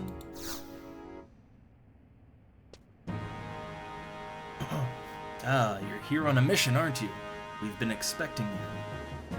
It's good to see you made it here safely. Rialt, if you please. Yes, ma'am. First, let me tell you about Bastock's current state. Bastock has already lost several major assets to the Quadav. The Palboro Mines were the greatest loss. Their recent plight is akin to ours in our fight against the orcs. Only in the time prior to the Great War did the power balance shift so. I've heard a rumor that they are rallying behind a new leader. Can you believe it? Beastmen being organized! This bodes ill, I tell you. What's worse, we are stuck here in this city of uncouth ruffians. Shantain, that is enough. Rialt, please continue. You need to find out who or what is rallying the Beastmen, and at the same time make it look like we are cooperating with Bastock. That is why we need you to investigate the Palboro Mines. They were once the property of Bastock, but these days, no sane Bastocker would come within a malm of it, given the choice. If it were up to us, we would want you to go to the mines right away, but we were told by the Bostock authorities that you must report to them first in order to receive authorization. I know you'd rather do without all the red tape, but bear with us and report to the Bostockan official named Pius. He can be found in the president's office. I must warn you that we thought the Humes were a reasonable people before we came here, but we found that that is not always the case. Their talent at making profit is incomparable, but their sense of duty is somewhat lacking. In fact, even their officials can be troublesome. For the sake of your mission's success, try to be patient. I like how these missions just assume I'm an elf, right? Like, the game lets you choose your nation when you start. They let you, they let you choose whatever you want. But the cutscenes all treat it like I'm supposed to be an elf, right? Because who else would join Sandoria except elves, right?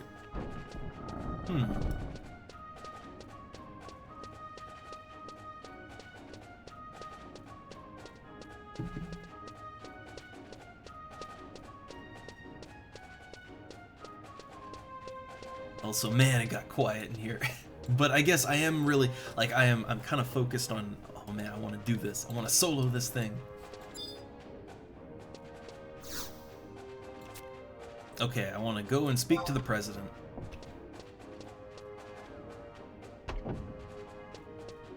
Or speak to his receptionist. Do you not have any missions to complete? Well, no, I'm here. I'm here for, Yeah? Okay, can I just go in? They told me to go here, right? It's locked. Lady Cornella is not here at the moment. I hope she doesn't stay out too late. Well, where's the president at? Or, well, I guess I'm not supposed to speak to the president, but I'm supposed to speak to Pius, right?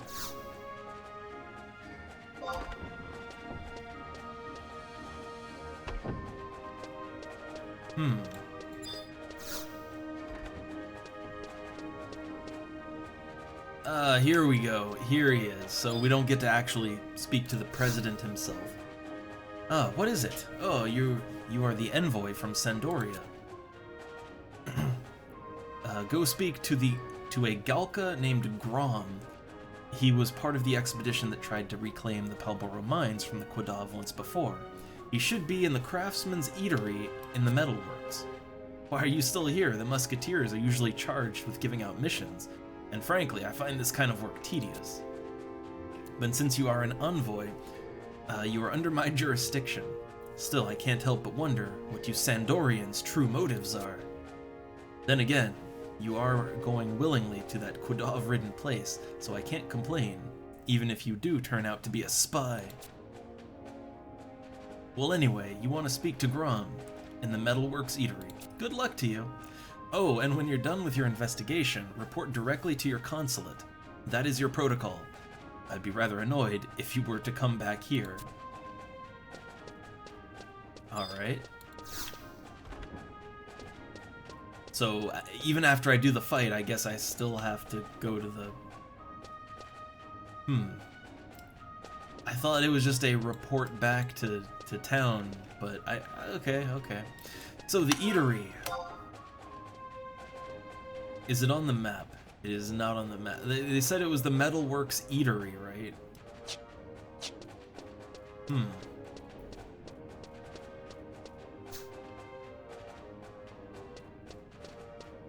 Well, I assume it's in this zone, right? I would assume.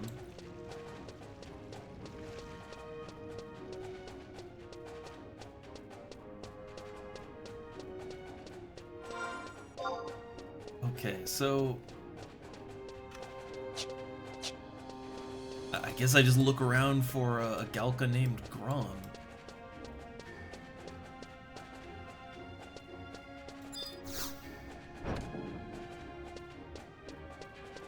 Oh, there's Sid over there.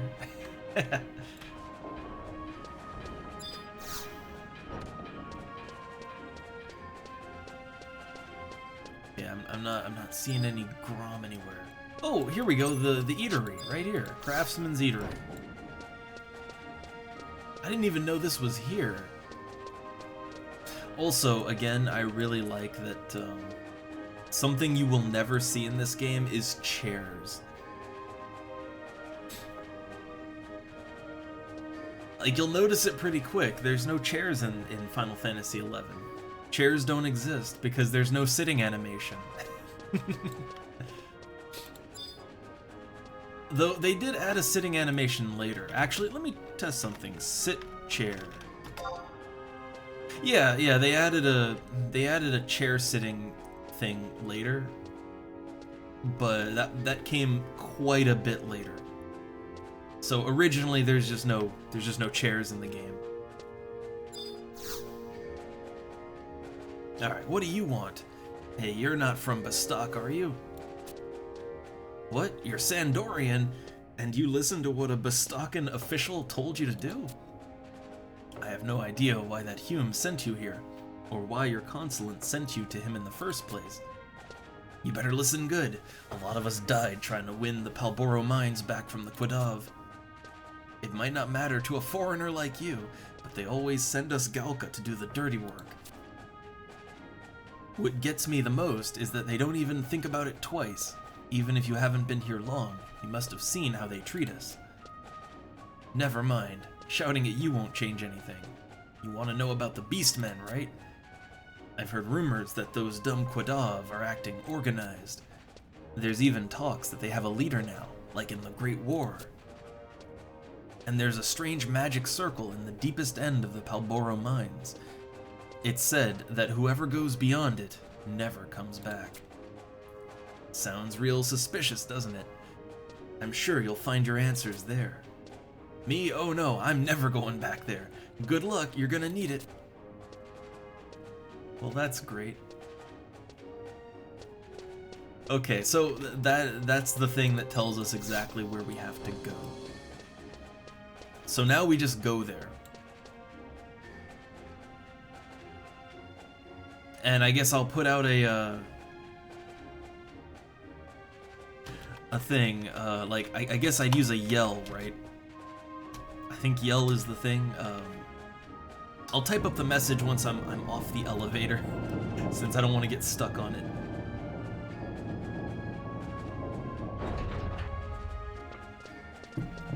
Oh, look at this old man here. Again, anime rules. You're either like, 12 or you're like 200 years old like this guy. So I'm kind of looking for a shop. Like just somewhere that I can unload the pants that I found in Gideas.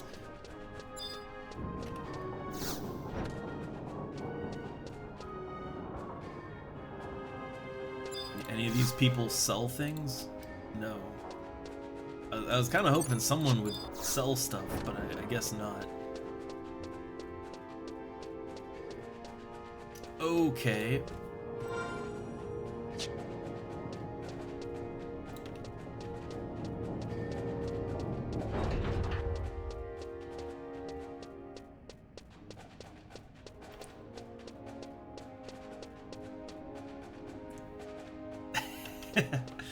Yeah, look, people are just built different in anime land, alright?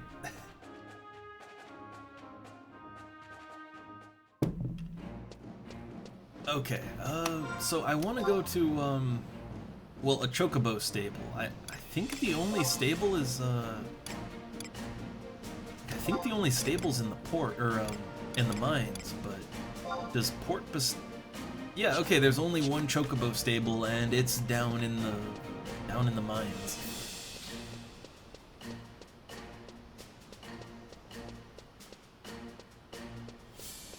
So what I could do is I could put out a yell.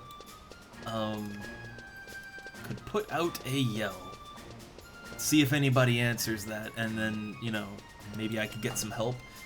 The thing is, if I would really, really rather go into this with other people rather than trying to solo it. Like, soloing that's gonna be a trip, and it probably isn't gonna work anyway. So I'd like to save myself 10% of my EXP bar and not die. If possible. We'll see.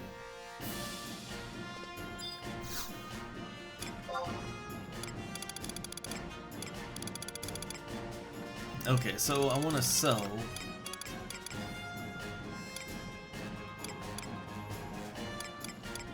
Yeah, these pants that I found. Okay. Also, I thought I equipped the balance ring in the Sandorian ring.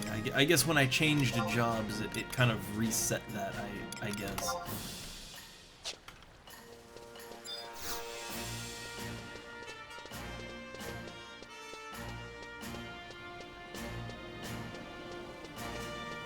Alright, so I should have a map for Palboro Mines. I want to make sure I do before I do anything. Yeah, so we want to go to that big black spot on the map in Palboro Mines. Fun times.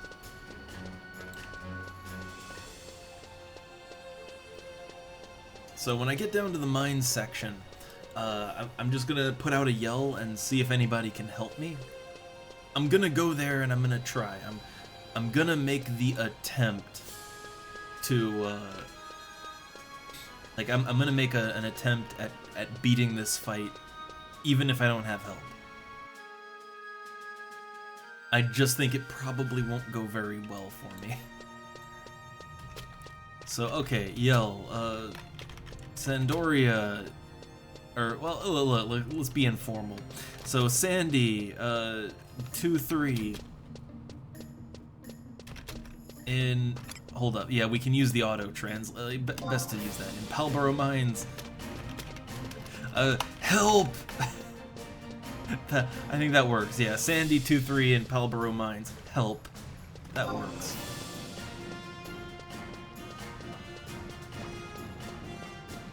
So, I don't know, this one's a little, you know, it's a little tougher, but let's see if anyone will help out. Even if they're not, I'm gonna go there anyway.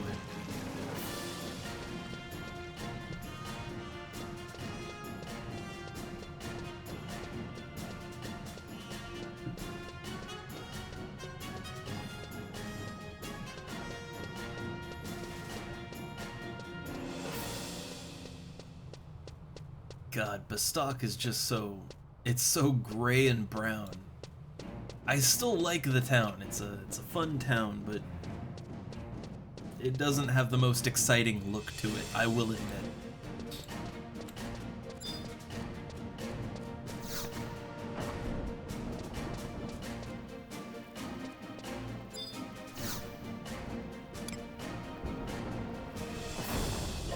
What? I don't know. I'm thinking like while we're going out that way, I don't know, buy a few Gishal greens and nah, don't need to do that. I was thinking to do a little chocobo digging, but nah. Okay, so it's only 100 gil to rent a chocobo. That works.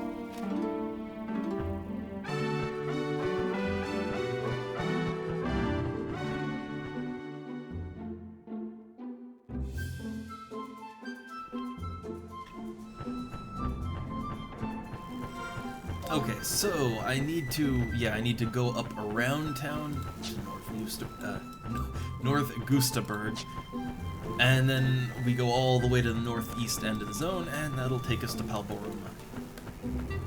But it seems like no one can really help me with it. I guess bad hours? I don't know.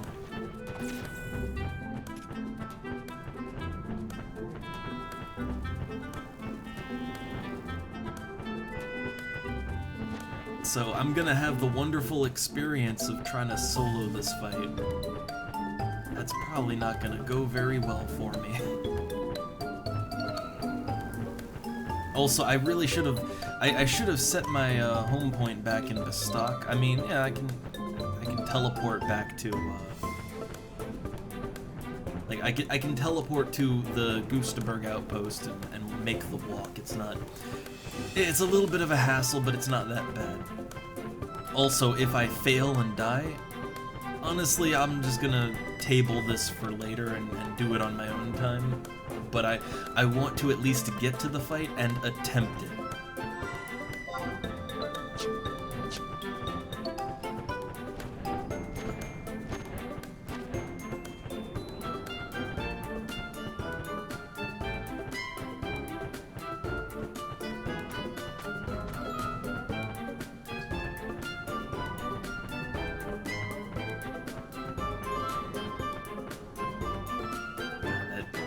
That happy chocobo music. I love it.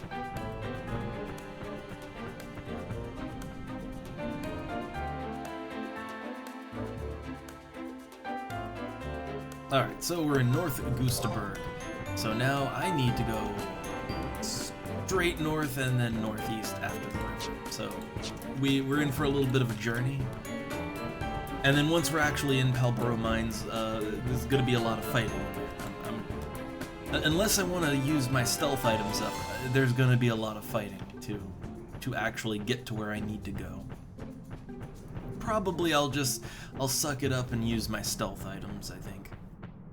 I'm not really using them for anything else.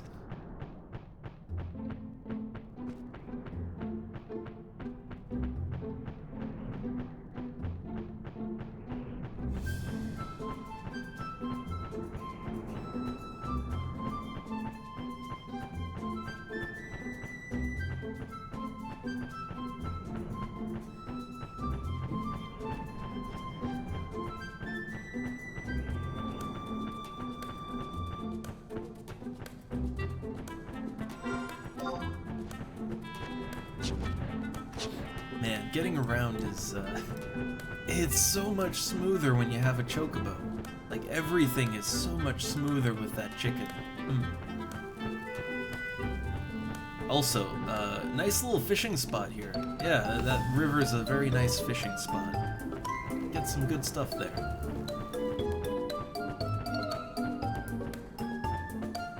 Look, any body of water, it's just that's where the fish are at. Life is fish. Everything is just fishing.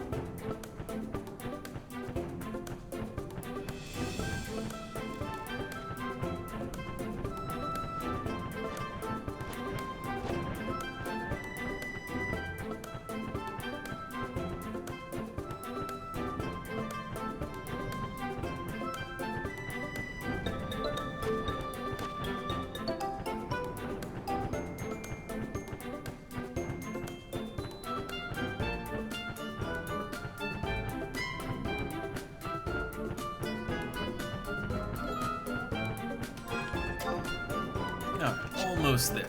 Almost there. I guess I'll, like, once I get in the mines, I guess I'll put out another thing and ask people to help out, but we'll see how that goes.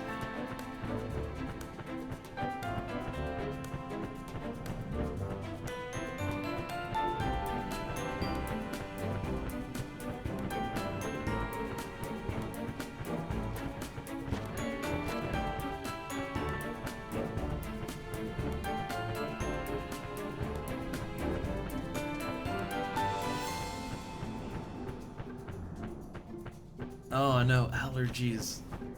The worst. I mean, I'm sitting here sniffling. Ugh.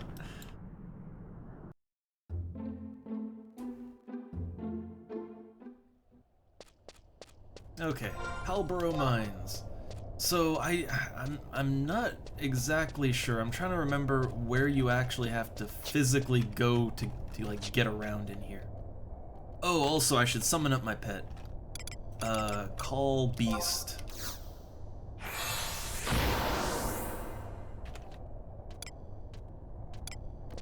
Okay, so yeah, we're using Courier Carry. What does Courier Carry do exactly? So they got Bubble Shower. Okay, that's cute. Bubble Curtain. Enhances pet's magic defense as well as the master's if... Okay. Hold up, I Gotta navigate this place.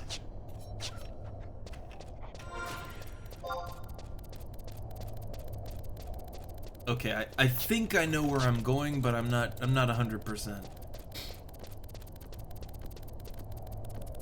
Oh no, lost in the mail. God, it's been like it's been years since I've had anything lost in the mail. It used to happen more often than I would like, but here they're pretty good about packages. So let me see, what kind of pet commands I got? I got big scissors, okay, that's the big damage. Scissor guard, so enhances the pet's defense as well as the master's if you're in the area of effect. And then you've got metallic body, which is stone skin. So I think metallic body is worse than scissor guard, I think. Oh wait, I'm going like all the wrong direction. I'm going total wrong direction here. So yeah, I think the reason why they said to use this particular pet, I think it's because it has I think it's because it has that defense booster, right? I'm pretty sure that's why they want me to use that.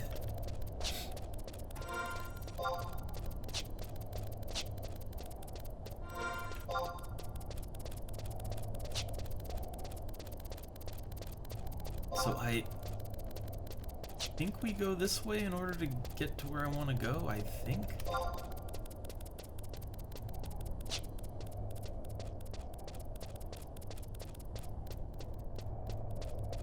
I'm gonna have to consult my map a lot in here.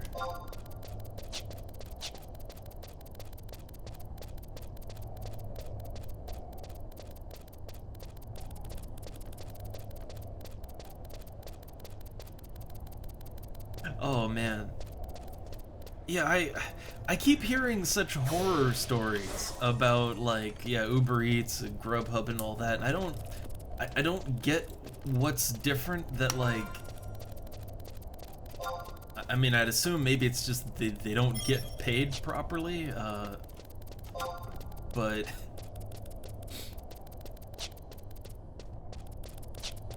like, oh god, hold up. Someone's asked me if I need a key. Well, here I'm trying to find the 2-3 fight. Okay, I think I'm going the wrong way. Like, okay, hold up.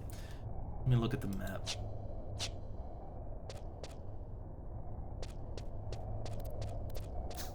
Hold up. I think I need to, like, hold up.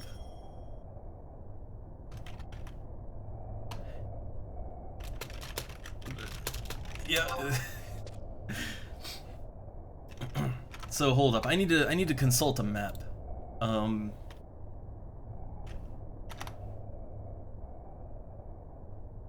So, Sandoria Mission 2-3. I need to, like, look up... Okay. So, let's see. Windurst path. Windurst to Bestock. Okay. So, I'm in Bestock. I've done all that stuff. So, head to Palboro Mines. Okay. Inside, follow the right wall until you reach the elevator at I-8. Oh, shit. Okay, yeah, I've gone the wrong way. I have gone the complete, total wrong way.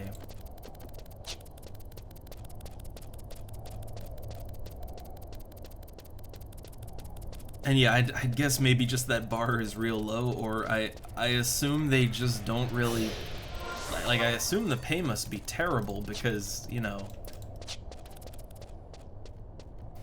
Like, the pay and the liability must not be great.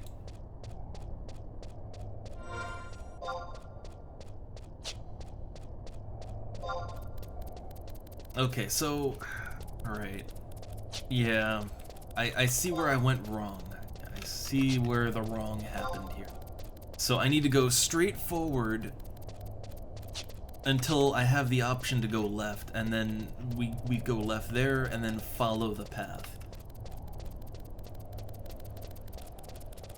Also, that dude was mentioning keys, and I do in fact need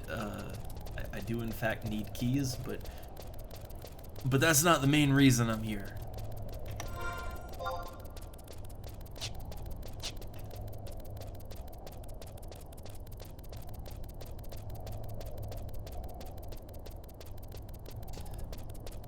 Alright, so I take a left here. Okay, so I go straight forward, just straight forward, and follow the path as far as I can go. And there should be an elevator that'll take me up to the 3rd floor. And that's where the boss fight will be. After we navigate that 3rd floor and find the boss arena. It's gonna be a whole thing. Gonna be a whole thing.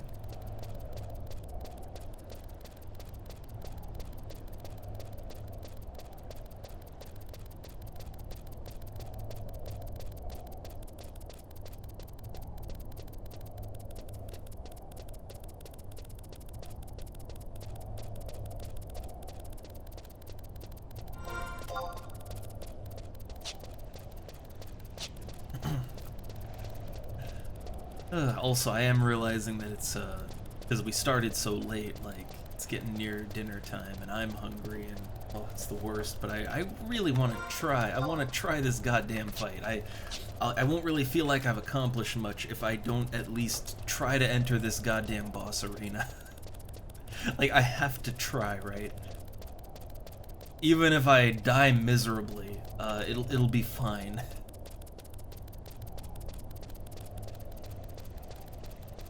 Okay, here we go. So this right here. Pull the lever. Yeah, this should, when it gets down, can I look up? Can't really look up very good here, but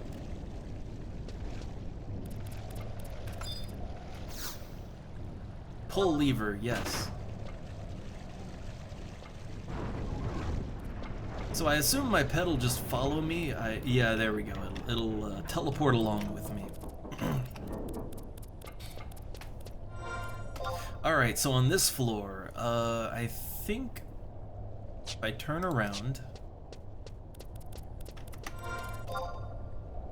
Yeah, if I go this way, I think I'll get to where I need to go, I think. What level are the Quadav in here? Most of them, no, there's ones. Okay, so there's ones that'll attack me. In that case, let's pop a silent oil so that we can just sneak our way to the arena. So yeah, Quadav only detect by sound. So as long as you don't make sound, they won't get you. So yeah, the problem with this place is there's all of these barred off gates. So, like, you would think that you go in a straight line to get to where you want to go, right? You would think. But there's a bunch of closed, locked gates that you cannot pass through. And, like, you won't know because they're not marked on the map. Alright? Like, they're not on the map, but it'll keep you from getting to where you want to go.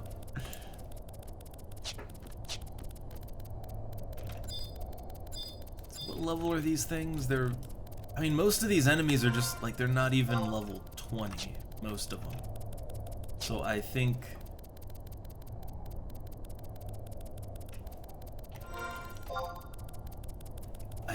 I should be okay to... Like, I can fight things and probably get to where I need to go and do what I need to do. Probably.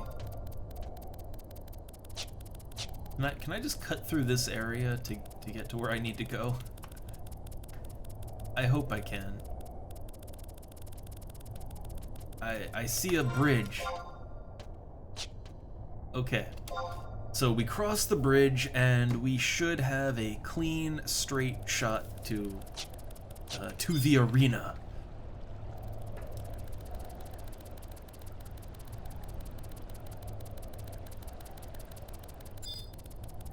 Okay, now these Quadav are a little higher level. Like these guys are like level 21, 23. These are, yeah, they're a little tougher. But I can totally farm for keys to get into Kazam. I can farm for that on my own time. It's just a matter of killing lots of Quadovs. And I would, like, I'd make better time with it if I used Thief as my sub-job. Like, right now I'm / White Mage. It's gonna take me forever to find a key.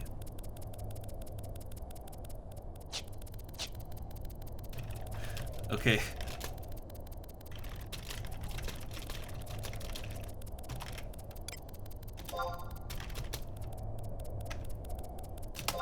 Alright, yeah, do a little last call on that. Oh, my sneak wore off, so, Quadov will, in fact, attack me from here on out. But I really don't want to waste another thing.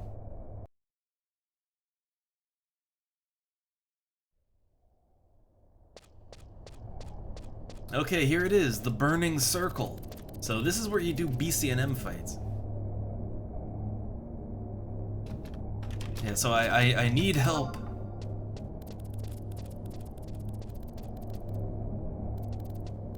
Oh, thank God. Thank God. Someone is offering to help me. Thank God.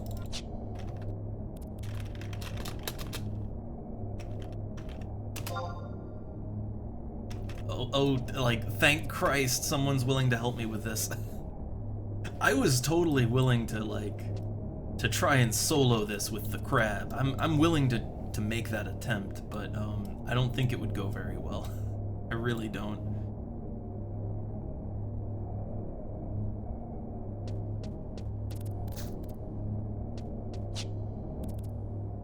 So, okay, someone has offered to help me. Thank Christ.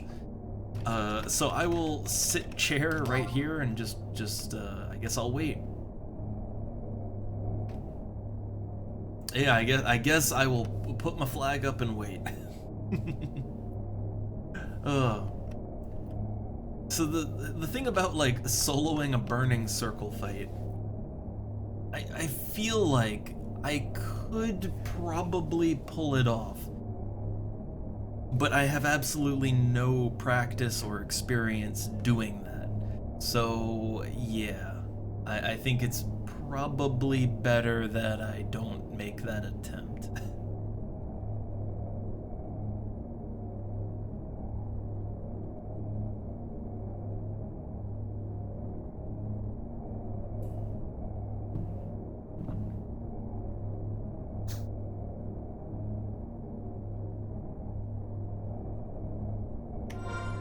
So let's see, let me search up. So who is this person and where can they help me from? Let's see. Well, it's not really, like, searching like that ain't gonna work too good. Search by name. Moon. No one found. Oh god, I'm guessing you have to, like, literally put in the whole name, right?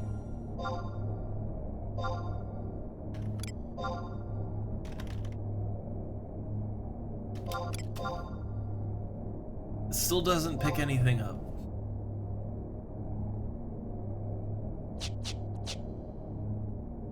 I don't know how to use the search function.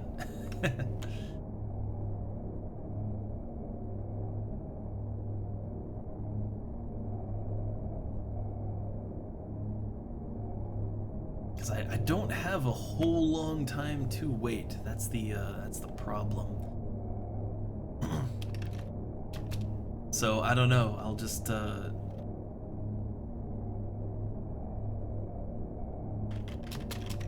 hold on. I'm gonna say got my flag up in specifically Wagroon. Yeah, because there's 3 different locations for this.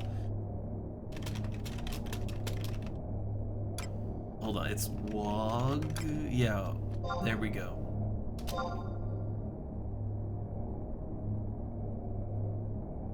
So the thing is, there's 3 different locations where this boss fight could happen.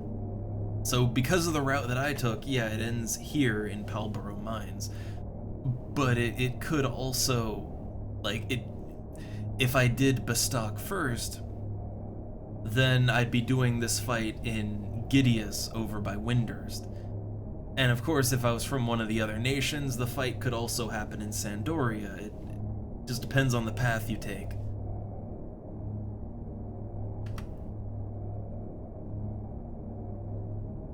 Also, this circle is it's kind of, I like the way that the texture kind of radiates on it. I like that. And it's got little like blur effect sparkly shooting off of it. I like that.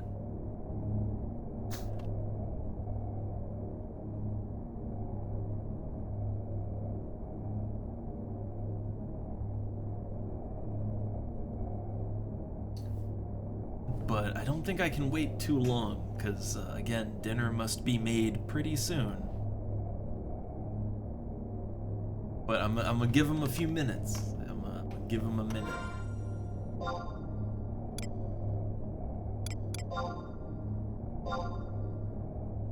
Wait, so this says oh yeah, I am the only person in this particular area.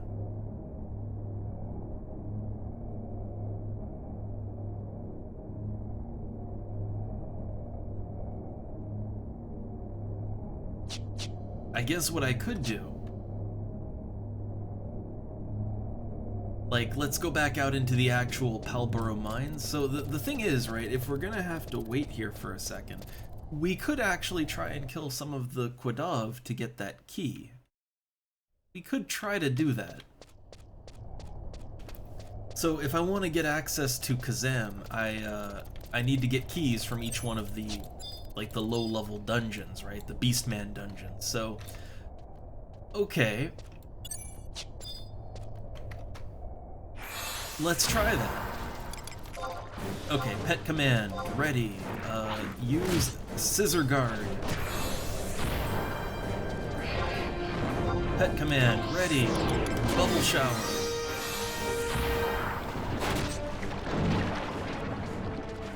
Bubble Shower doesn't really do that much damage. But the defensive ability, right? Like, okay, so the defense ability, yeah, they're only hitting for 10 and 8 points of damage. That actually increased my pet's defense so much that they're barely hurting him. Hold up, I can steal shit. Hold up. Oh right, I switched to White Mage as my sub, so no, I can't steal shit. But yeah, I see why, hold up, what are people saying they can, like, are more people saying they can help? Oh no, that's for the ninja quest. Is there anyone in the area here with me now? Can't see who that last person is. Who is that? Okay, not... So yeah, I don't know. They're either coming or they're not, but I'm gonna kill a few Quadav around here. Maybe just practice using courier carry.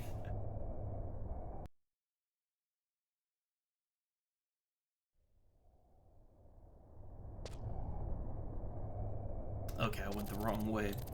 But yeah, so here's the thing. I was thinking to use the sheep pet because the sheep pet has some crowd control. And I was wondering, like, okay, why would I use the paladin pet? I mean, I guess it's got more defense, but no, the defense boost ability, like, that actually boosts defense so much that I think honestly the boss probably wouldn't really be able to hurt it, like hardly at all. It would make healing the pet with my pet food, it would make it a lot more viable, I'd say.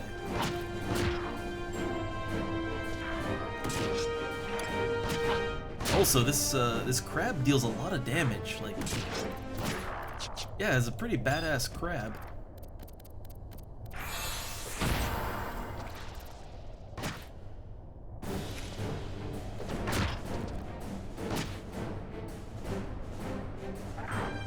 Ooh, nice. Yeah, you don't want to be in a car that isn't street legal. You know, it's like, look, if you're not even, if it's not even in a fun way, like, oh no, it's my souped up rad racer, but no, it's just breaking down. That's no fun.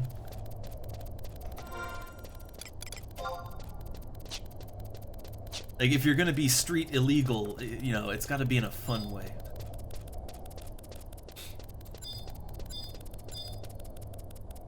Alright, so I think Courier Carry can probably solo all these things. Probably. I feel like Courier Carry can get the job done. Oh boy, here we go. It's killing time. Oh my god, I'm bound, I can't move, I can't do shit. Okay, Courier Carry, use, yeah. There we go. Use that. That pulls all their aggro. And then use Scissor Guard so you don't die.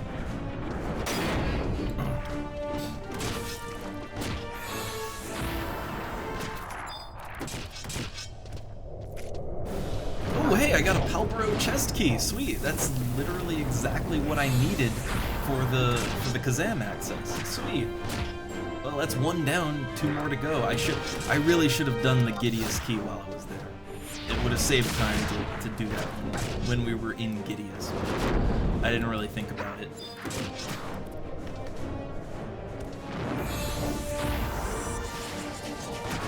Also, Beastmaster is fucking amazing.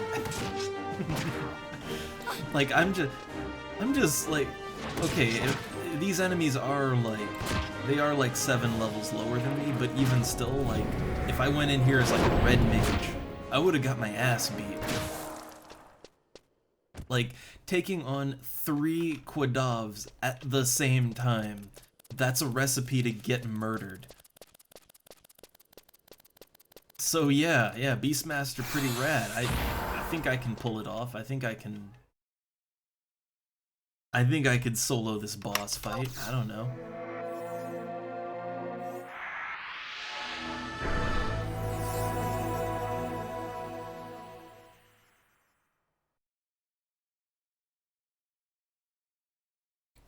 Yeah, I know some states are really lax about, like, vehicles and inspections and all that. Virginia is kind of like a middle road, I want to say. But over here, they do not tolerate that shit. You don't, like, if your car puts out a little too many fumes, like, no, that's not legal.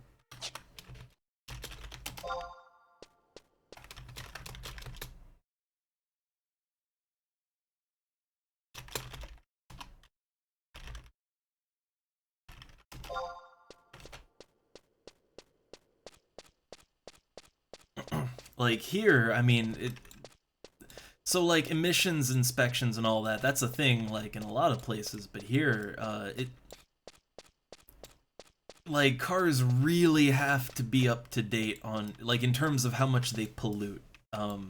You can't, like, be rolling around with a car that's just cranking out fumes, even if there's literally nothing wrong with it.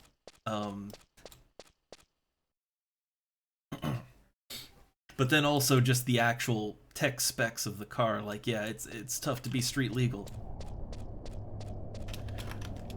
Let's see, I'll say I yelled.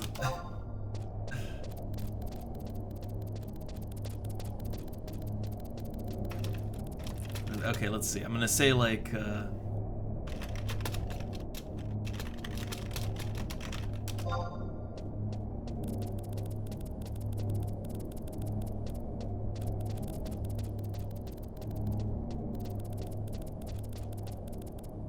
Alright, so we have help on the way.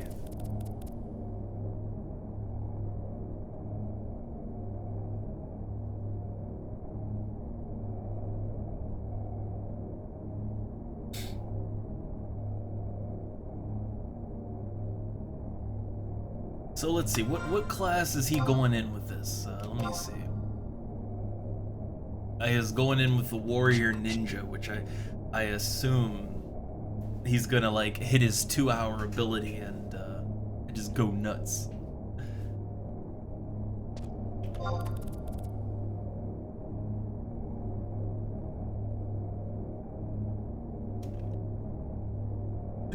Let's see. I believe in this crab.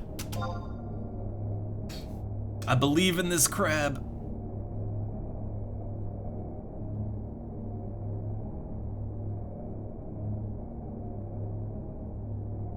And hey there, Jimmy. I'm just like I'm trying to do the 2-3 nation mission. You know, where you have to fight the Doom Dragon and the Eye Monster.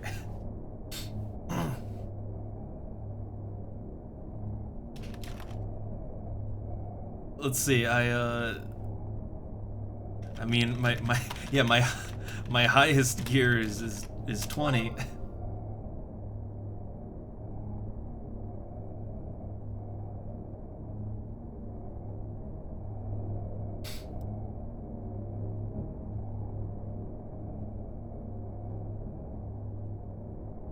And yeah, it's a level cap fight, which is why I'm very nervous. You can't cheese it. But HorizonXI has buffed the shit out of Beastmaster, so I'm kind of hoping that that I'm overpowered enough because of the changes they've made that that I can do this. Like, at least with some help. I don't know. Like vanilla at the time, right? Like at like the era that this game that they have it set at, you would not have the ready command. But here we've got the ready command, so like I can tell the pet to scissor guard so it doesn't take much damage, and then I've got pet food so I can heal it.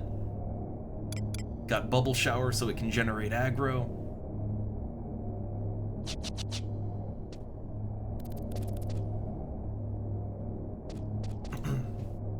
Ugh.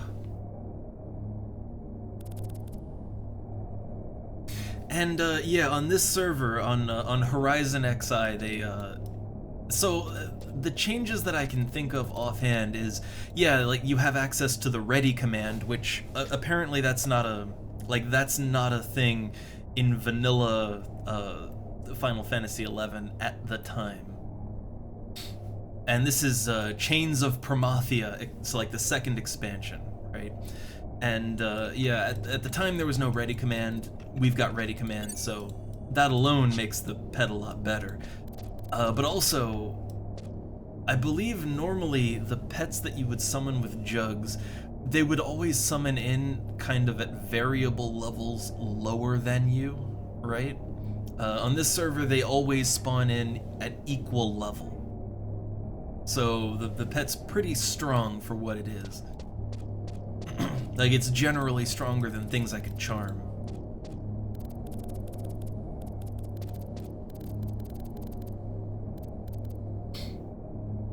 Yeah, if we were both Beastmaster, I assume it'd be, like, really easy, but... So, like, on this server, like, my pet is so goddamn powerful that whenever I fight enemies that are lower level than me, doesn't really matter if they're easy or decent. Like, when I tell my pet to use AoE spam, the pet, like, it just demolishes groups of enemies. Like, I can fight like 3 enemies at the same time and kill all of them at the same time with my pet's AoE alone. Like, that's how brokenly overpowered they are here. That said, against lower level enemies, you know, you deal more damage, it's easier to hit them. So in a burning circle fight, I think things could get dicey. Yeah, it's the elevator on the first map. Not sure the coordinate.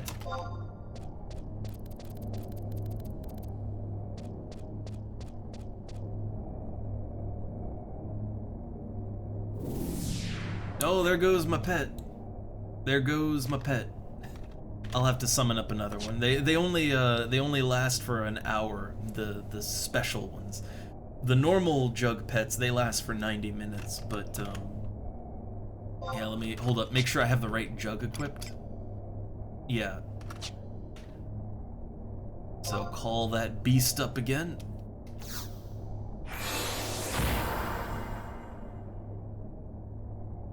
Well, I think like the reason why charmed pets were always better was because you could charm, like the charm pet would just be a little higher level even, right? Like even if you weren't going for an even level, they'd generally just be a little stronger, right? Because of level. But no, yeah, here the pet is always equal to you, so it's always going to be as strong as it can be. And then the ready command is fucking crazy. Like you get 3 charges of ready, and they recharge like every 25 seconds, I think, something like that. And so you can tell your pet to AoE 3 times in a row, and each AoE is just incredibly strong. So it'll hold aggro no problem, and it'll just murder the shit out of everything. Like I went from level 20 to 30 in one day soloing as a Beastmaster on this server. Honestly, I think maybe they buffed Beastmaster a little too much. But you know what? I'm having fun, so I'm not gonna say shit. Like, I'm having fun.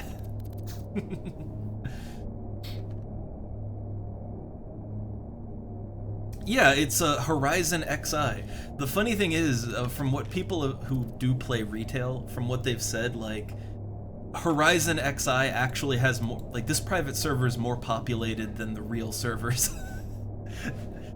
That's what people have generally said, is that, like, there's more people on this server than any one of the live servers, and I'd believe it. In the evenings, there's usually, like, between 2,000 to 4,000 people playing.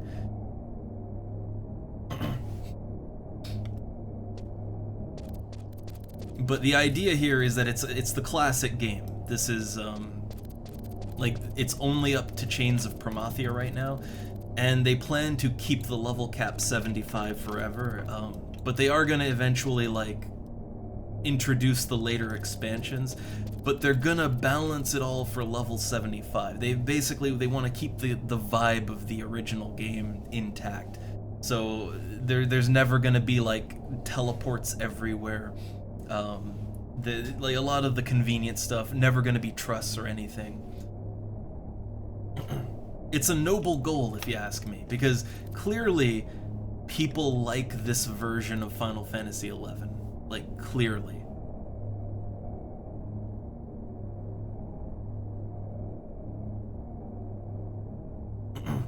Yeah, I mean, you need the thing is, you need a team to do a lot, but the retail version of the game, they kind of got around that by just introducing robot players. Like, they introduced trust so that you can just, you know,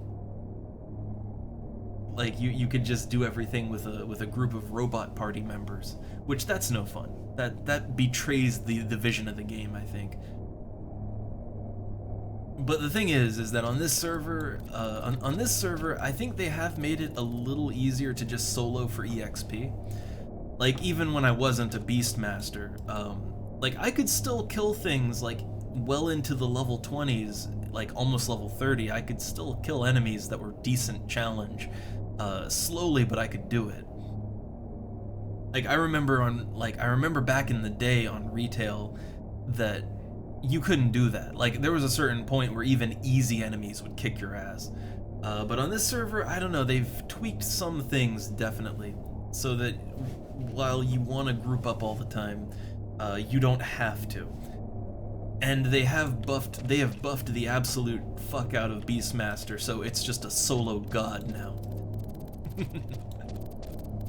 And I approve of that, because I like to solo, right? So, yeah.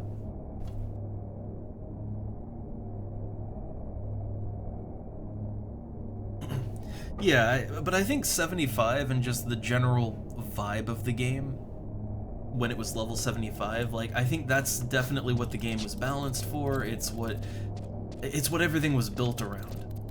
So I could totally see just keeping that as the level cap.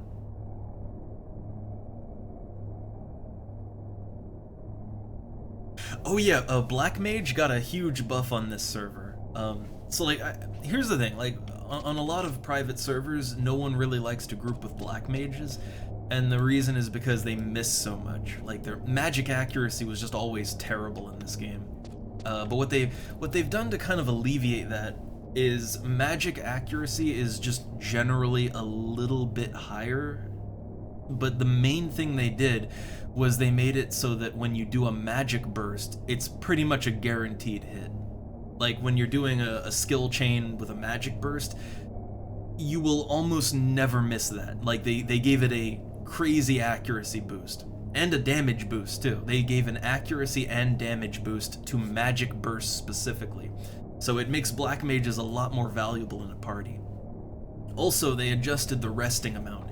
Like normally resting is like, it's like every time you rest it's plus 1 MP on top of what you already rested for. Here it's plus 4, so that they basically 4x'd the MP regen when you heal. And all the clear mind bonuses and stuff, they're all pumped up here. So there's still downtime. Like you're still gonna have to sit and rest, but there's so much less downtime. Like everything kind of, the way that I can describe it is, this is the old school classic FF11 I know and love, but the things that didn't quite work, or honestly they were just punishingly difficult for no real reason, or just broken even, they're working hard to fix that and make it more enjoyable to play. And I mean, honestly, that's more than Square Enix did with the game, right? They never gave a shit. They, you know, when things got rough, they just said, fuck it, you can have robot party members. That solves all the balance issues, right?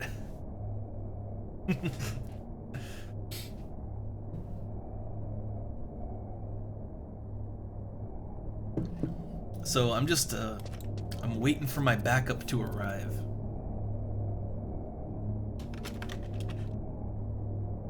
Yeah, so like, yeah, we're going in rough. Going in rough.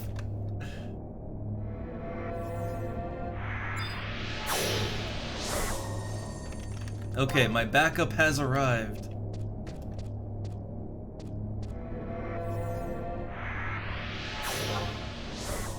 I don't even know if you can buff before you enter the fight. Yeah, there's so many things that they've changed on this server. Like it's even simple things like the quest to get your chocobo, right? Like originally, remember you had to feed the chocobo greens like every real life hour for like 6 hours? That was just needlessly painful. So here you can feed the chocobo every minute. So it takes you 6 minutes to complete the quest. I mean, you still have to go there, you have to buy the greens, you know, like all the steps are still in place, but they just cut out the fat. Like that's a good example of how they've really worked to make things a little more player friendly. Like not too player friendly. The game is still, you know, it's still FF11, but it's a hell of a lot more friendly than it used to be. Oh yeah, right, it's gonna be level synced, so yeah, like all my buffs that I slap on, they're just gonna go away. I'll probably have to resummon my pet too. I would imagine I'd have to resummon the pet.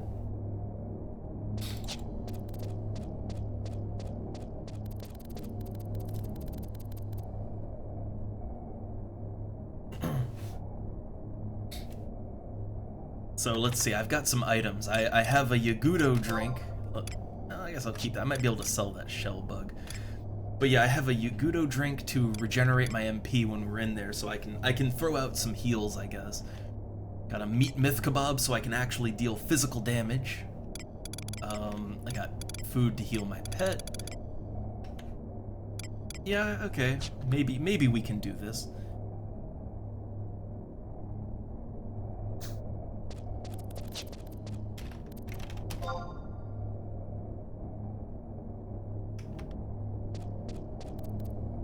Are we going in rough? I'm not sure. So, feeling brave?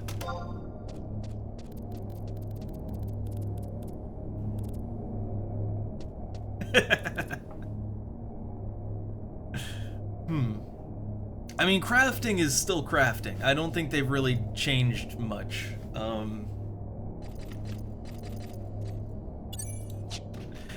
Time to die.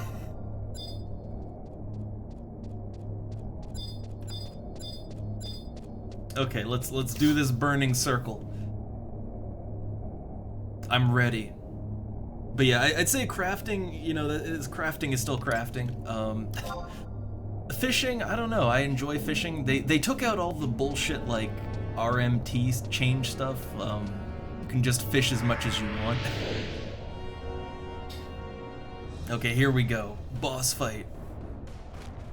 I'm glad you could come. I didn't realize that little rumors I spread would be so effective.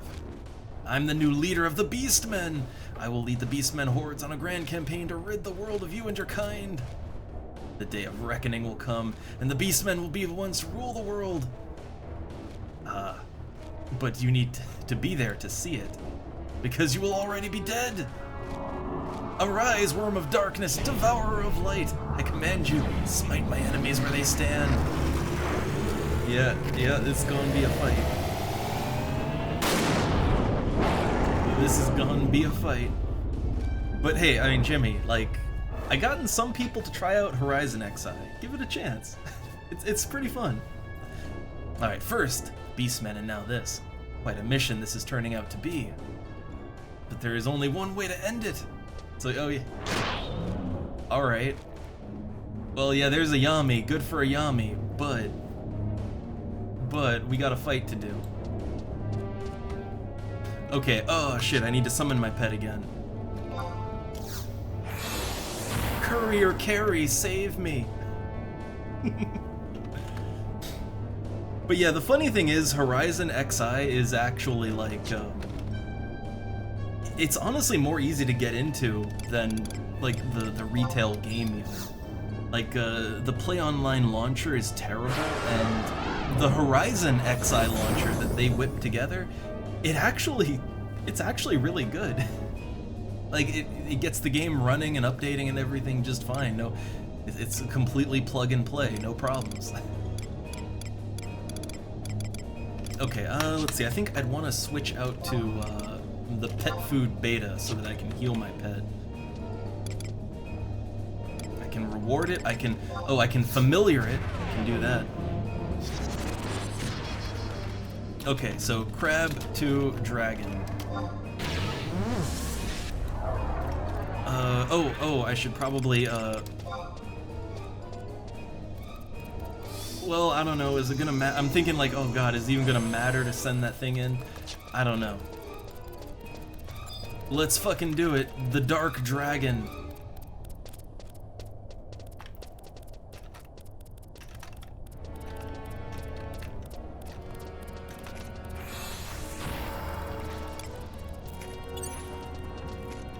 Abilities, pet commands, ready. Scissor guard. Oh boy.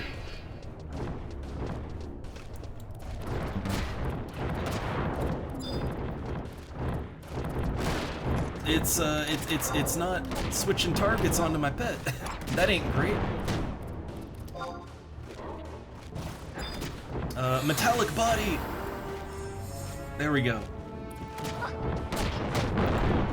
Oh god, this is a mess. It's a fucking mess.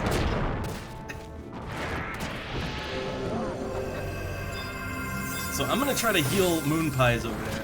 I'm gonna try to heal him, alright? Pet command. No, what I want to do is reward the pet. Yeah, reward the pet with food. There we go, heal it!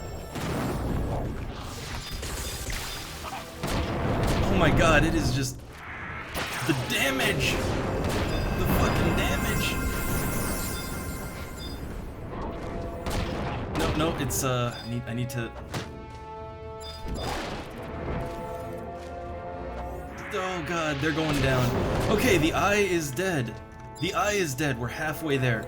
The Dark Dragon is also, it's going down, it's going down. It's going down. I need 3 seconds to do Scissor Guard again. Oh my god. Oh my god, we're doing it. We're actually fucking doing it. Courier carry, you're carrying us to victory. As long as that crab stays alive, we're good. Oh, body slam! Oh god. Yeah, oh man, but I think we can pull this off. Oh god. My pet's HP is very low though. So oh god. If I can get a weapon skill going though. Oh, it's like, wow, we gonna get it. Man, don't say that shit. Don't say that shit now.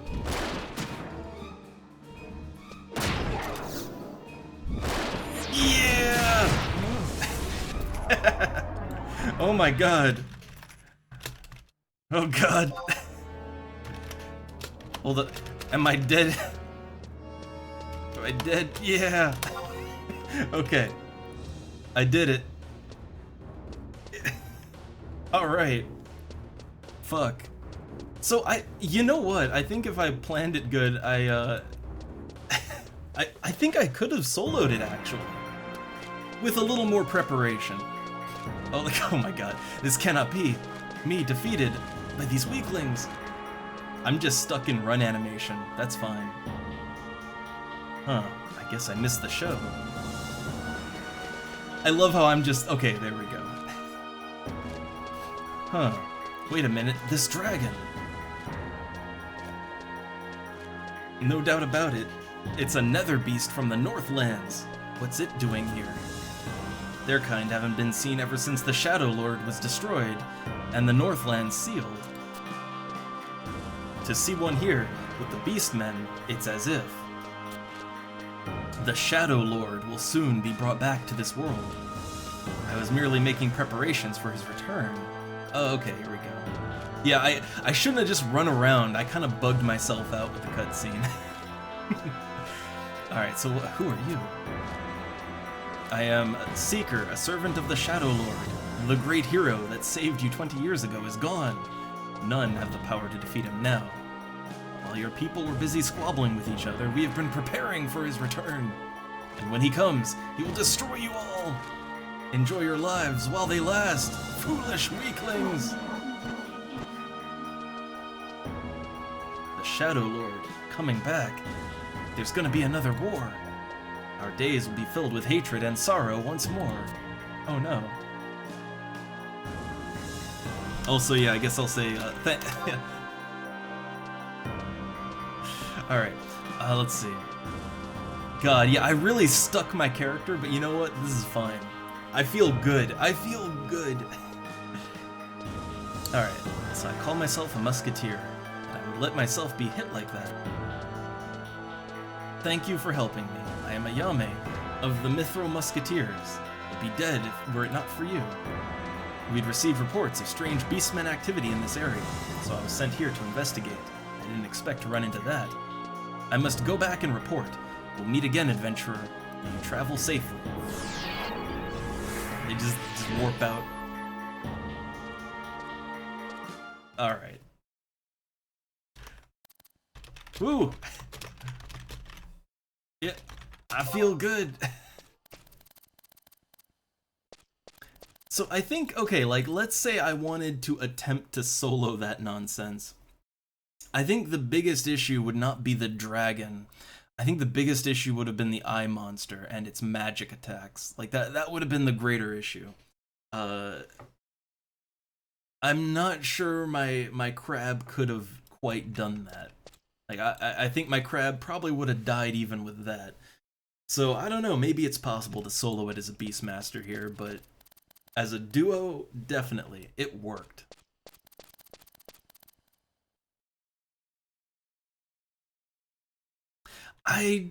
So I mean, okay, so like the normal strategy that you do for that fight is you put the dragon to sleep and then you fight the eye. What are all these rabid rats doing here? But yeah, so like that's the normal strategy, is that you just put one to sleep and then, you know. Hold up, let me, I'm gonna sneak my way out of here. Well, wait, let me think. I'm trying to think what the best way to go about this is. I think the best way to, because I have to go back to Bastok still. I don't want to go through the mines again and all that shit, but I think the best way to do this is, yeah, wait, did I use that? I wanted to use it, but I'm paralyzed. Okay, use the instant warp. I'm gonna instant warp back to Sandoria, and then I'm gonna outpost teleport to Gustaberg. I think that's the best way to do it. But yeah, like normally how you do that fight is you put the eye to sleep, kill, or no, you put the dragon to sleep. Yeah, you put the dragon to sleep, and then you kill the eye, and then you do the dragon. God, So sleep or bind, those are normally the ways you do it. And if I do have red mage leveled, I could have done that. Could have done it. But I felt like Beastmaster was the way to go. Also, Beastmaster, okay, you know what, now that I think about it, there's a lot of strategies I could have done. So, the Beastmaster sheep pet. The sheep pet has an AoE, yeah, it's got like an AoE sleep ability. That also would have worked. So I guess I had options, I just didn't, you know, he didn't do it as smart as possible. So I think I have to go back to the consulate, I'm pretty sure I do. But I mean, I'll try to talk to the gate guard first, just in case. Also, listen to that beautiful remixed music. So that is another thing HorizonXI does. Like, it really is a community overhaul project. So they, well, first off, they've retextured the game. Like, they used newer textures. Which is very nice. It's why everything, you know, doesn't look blurry, right? But also they've revamped the music too. Yeah, like Sandoria normally has like this endless like MIDI bagpipe tune going, and it is iconic, but it's a little grating. So yeah, this is a nice orchestral version of that. And they've done that for pretty much every zone that has music. They've gone back and kind of remastered every soundtrack. And they've even added some soundtracks too, like zones that just didn't have any music at all. Yeah, they've made some pretty appropriately fitting music that fits in just fine. Like you wouldn't know it's not, like you wouldn't think that it stands out. You wouldn't think it's not Final Fantasy music. Like they're definitely going the full mile for this one. I can appreciate that. I can see why the server is as popular as it is. Like, they are really going out of their way to kind of fix the mistakes of Square Enix and to smooth things out and make it, you know, more fun but still era appropriate. I can appreciate that. Let's see. Well, hold on. I do want to spend my conquest points. I want to get. I want to go on. No. I want to spend my points. I want to get an instant warp scroll. I make good use of those. At some point, I'll have to just level up Black Mage so that I don't have to keep buying scrolls. Okay, yeah, I have to go back to Bastok. As I expected, that's fine.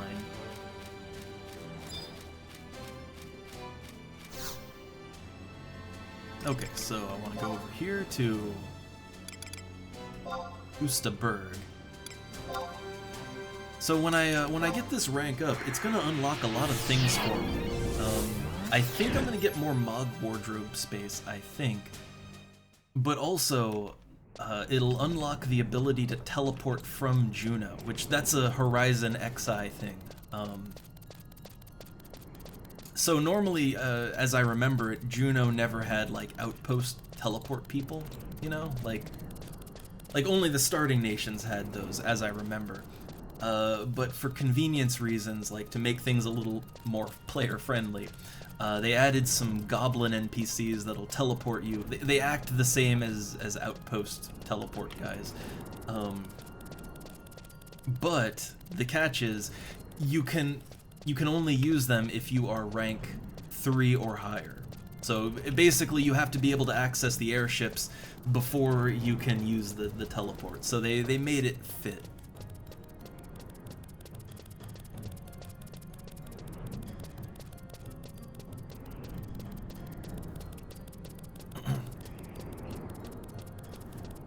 Yeah, like the thing is, Juno, the only way to get there before was like you would either use an outpost teleport to get close to it, like, you know, outpost teleport to Kufum Island or something, or you would take the airship. But yeah, no, now you can, yeah, you can teleport to and from, or well, not to there. I don't think you can teleport to there, but you can teleport out from it. Which is like, that alone is a pretty big quality of life thing. Like that's a huge quality of life thing.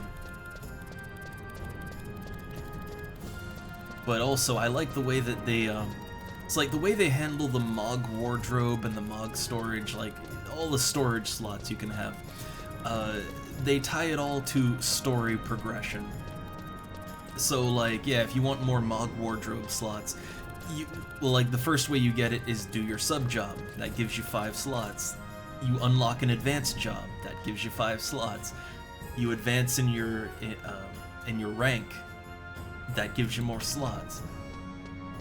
I really like that.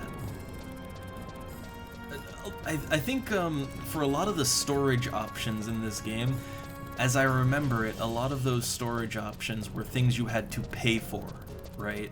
Like, you had to pay for those extra slots. So to tie it to actual game progression is, to me, that's only an improvement.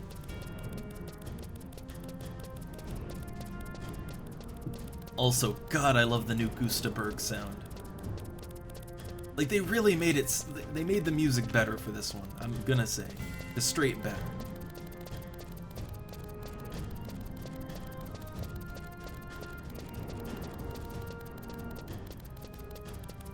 But it is funny to, God, to see people, when I look up HorizonXI stuff, like to, you know, need specific information, man, some people are just rabid Square Enix fans.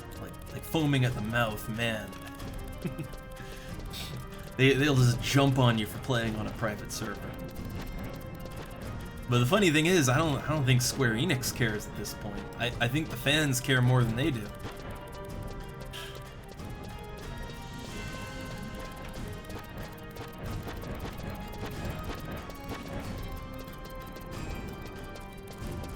Also, now that I will say, I feel a little more confident doing difficult content as a Beastmaster. I want to try some of those burning circle fights now. Like, I really want an astral ring, and I think I could do it, right?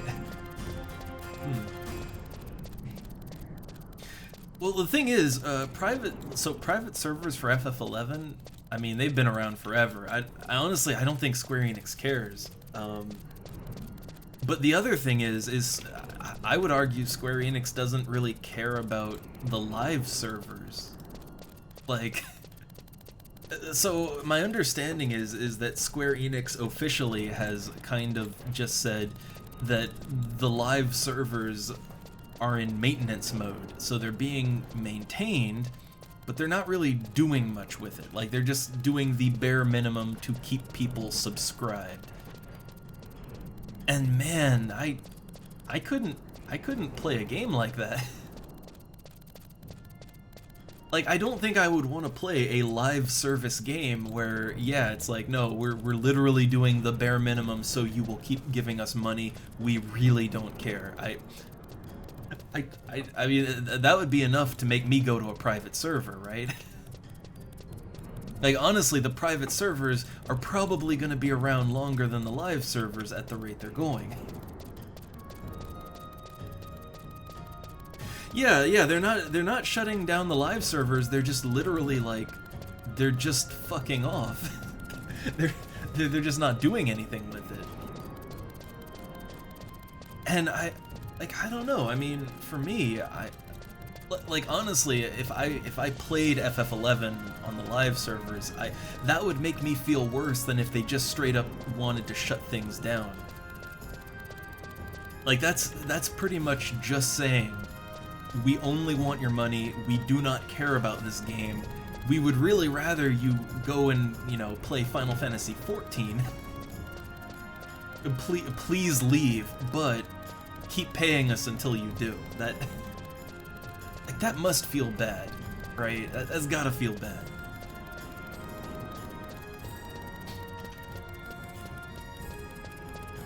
Like, I play on private servers of ancient MMOs, dead MMOs, where they put more love into the game than the company ever did, but I mean, Jesus, Square Enix, come on. I know you want everyone in Final Fantasy XIV, but clearly people still love 11, right?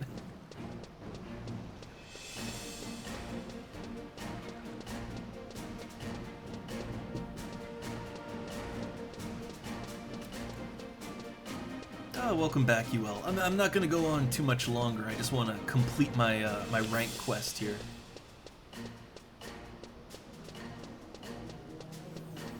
And then I'm hungry for dinner.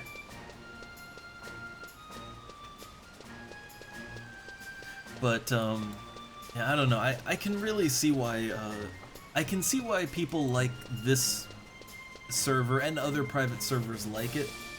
I mean, it's not, you know, it's nice to not be in a monetized hell that is current gaming, but also just, I mean, servers like this are made with a lot of love, right? Like, they really, really seem to care about making the game better in every way. And that's something that, like, Square Enix, I think they just gave up on at a certain point. Like, I think they just gave up. Because, well, you know, FF14, right? FF14 is the thing. They want people playing that. It's kind of like how EA, you know, they don't even let you buy The Sims 2 anymore. Because, you know, it's not monetized like crazy. They want you buying The Sims 4. Because it's monetized out the ass. So it's kind of the same deal.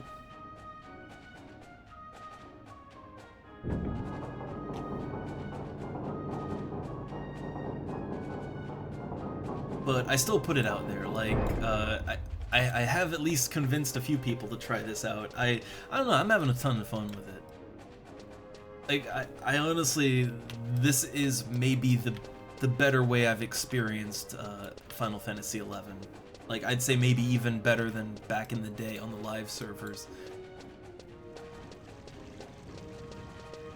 And I am curious to see how they kind of go forward with this. I'm very curious to see how they handle balance and, well, trying to introduce all the newer content, but making it fit for level 75. I'm curious to see how they, you know, how they make that work. And so far, it's working out pretty good. Maybe Beastmaster's a little overtuned, but I can't complain. I am playing a Beastmaster after all. Okay, here we go. Story time. Ah, you have returned. What did you find? I see. Glad you made it back safely. Rialt will write down the details of your investigation. Please, tell him what you've seen.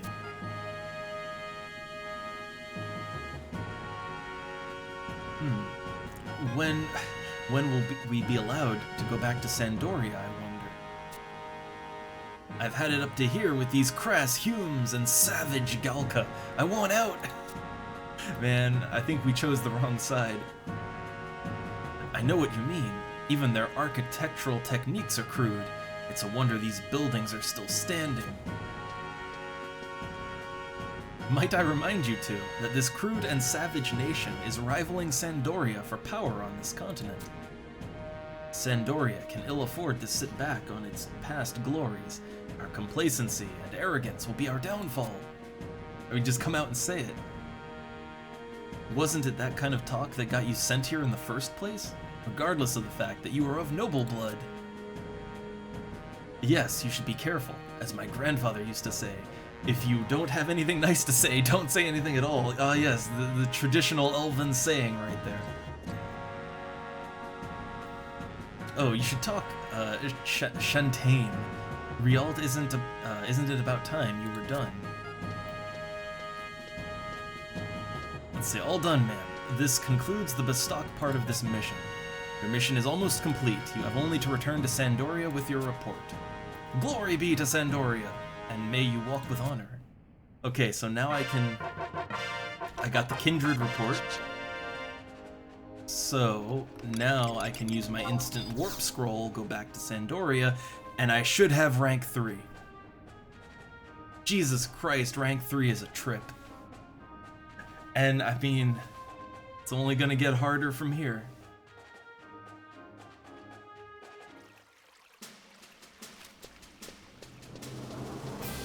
Okay, I am ready. I'm ready for my rank up.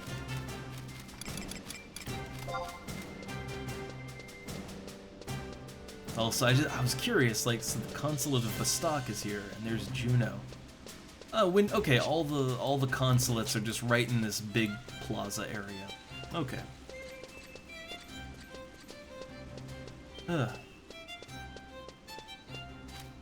Also, back in the day, I literally never knew that outpost teleports were a thing. See, I feel like there was so much back in the day that I just missed because, you know, we didn't know better, right? But like nowadays, whenever I hop on a new private server for FF11, yeah, one of the first things I work towards is getting all the outpost teleports. Like they're incredibly helpful. And I just never knew they were a thing back in the day.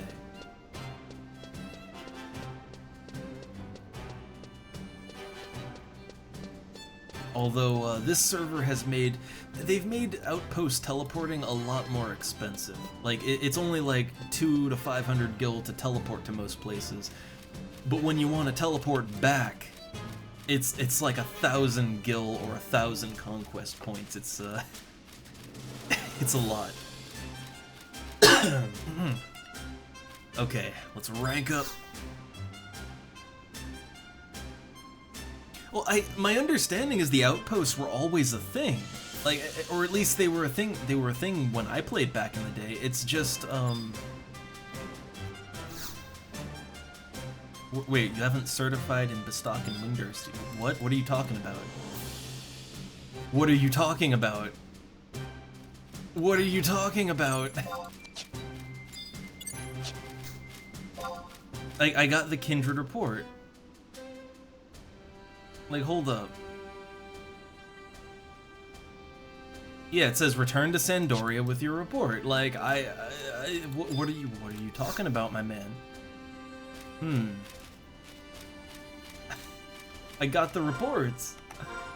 Oh God.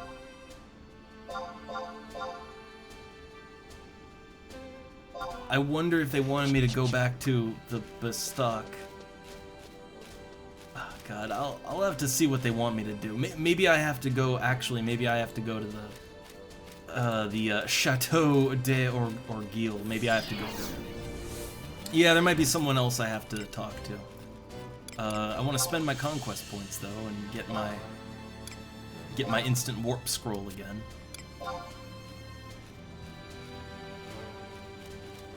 But yeah, the outposts. Yeah, so apparently they've almost always been a thing, but yeah, they are tied to the conquest system. But the thing is, the reason I never used them back in the day is because I was under the impression that you had to currently control the region to teleport to it. That's not how it works. So how it works is, your nation needs to control the region in order for you to do the supply quest to unlock the outpost.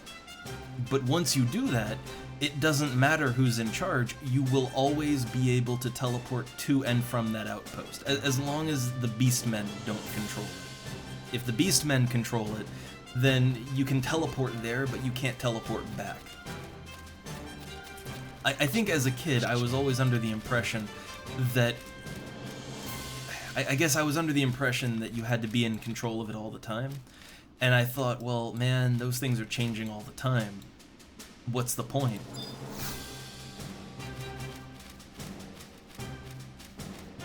God, like, did I miss some?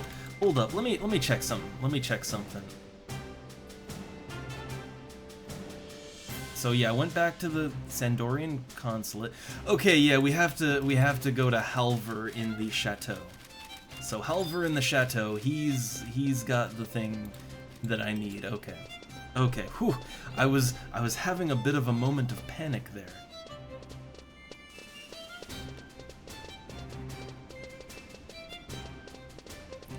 Okay, so it was just me not quite remembering how we got here, right? Thank God, okay. But yeah, look at this. People, oh, they teleport you. Can I have it? 2K/tel. Yeah, I like that travel, like classic travel in this game, even with outpost teleports. Like, even with outposts, it's, yeah, getting around. Like, it's a journey, right? And that's part of the charm to me. It always was. So I like that they keep that intact here. I very much appreciate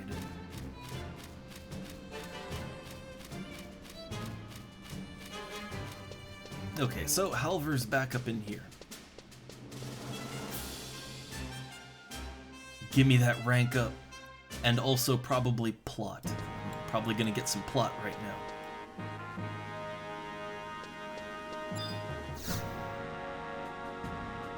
Ah, it's good to see you again. Let's see the report you brought back then.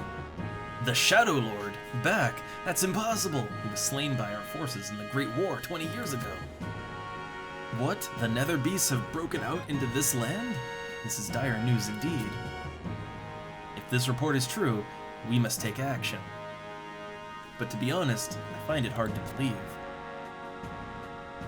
It's like, man, I just fought a dragon.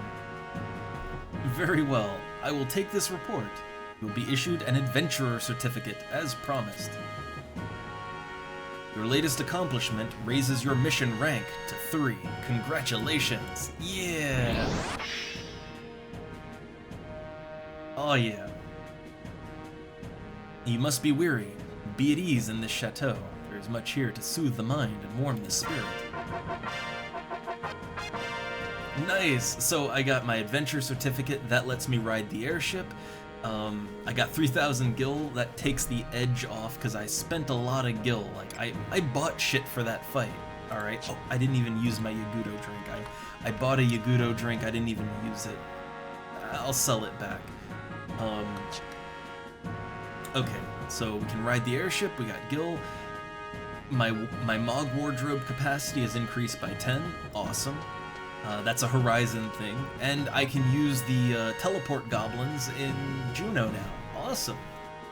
That's some progress right there. That is progress. So I mean, now that I got that, I mean, the next thing I want to do is I kind of just want to keep leveling up Beastmaster. Like, clearly Beastmaster is fucking awesome, right? Like, if you need to solo or duo, like, if you need to small team things, Beastmaster is clearly the way to go on this server.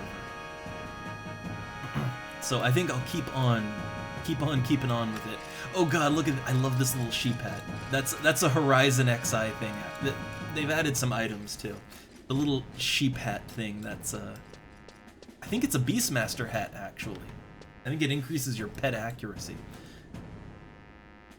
But anyway, yeah, I guess currently I think where I can level up is in Kufum Island, so that's I have the outpost for there, so I can just go out to it.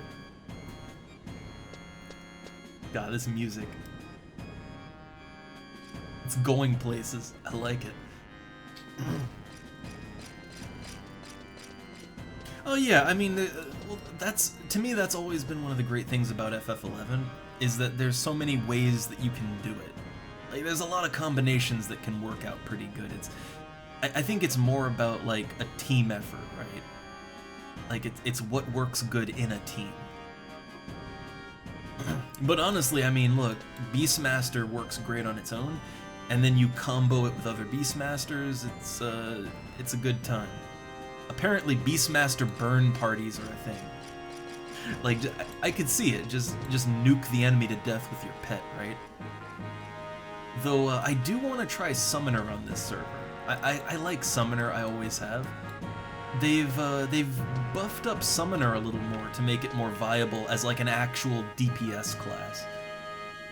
Like they changed the so Leviathan specifically. This is a big one. So Leviathan, they gave it a refresh gun, like an AOE refresh ability to use, which that is a game changer right there. Like that would make Summoner, well, you'd be able to do more because refresh, but it would also make Summoner a lot more valuable to a party too. And it would just, yeah, it would let any mages in the party do more damage, and lots of little changes.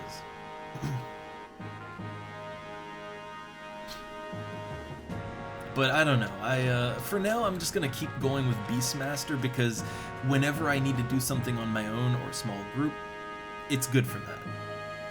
But like after I level up Beastmaster, when I get it as high as I want, or to 75, I'm not really sure what I want to level up next.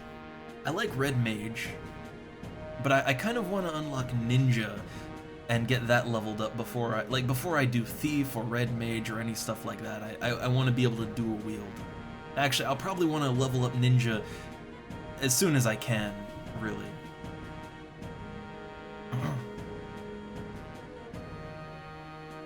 Like, Ninja is just so valuable. Though, I played Thief up to 15 for Treasure Hunter, and I like it. They've buffed up knife skills. Like, knife skills actually do damage now. But also, there's a lot of changes to Thief that come a little later that sound really good. Like, they gave Thief triple attack at level 30, which, damn. But Thief always had that problem where people considered it to be a weak class, so yeah, it's a nice little buff up. Oh yeah, ninja powders and shit, that's expensive here. It's expensive. But anyway, I don't know. I think for now I'm really hungry. It's way past dinner time. I need to make I'm gonna make some good. I'm gonna make both chicken and fish nuggets for dinner, and some fries, just from scratch, like cutting the potatoes and dicing the fish and everything up. But I am hungry for dinner. Also, yeah, it always bugged me. Thief got a couple of classes in this. They always got the short end of the stick. And one thing Horizon is looking to do, they're looking to kind of make everything viable. Like, maybe not great, not meta, but to make every class viable at the greatest level range possible. Again, noble ambitions, but so far I like the work they've done. Yeah, just check it out. Like, I mean, actually, let me check something. How many people are logged in right now? I don't think this will give 100%. Like, I think it'll ignore people that are anon, I think. But, like, I think I can just search up all areas. Like, how many people?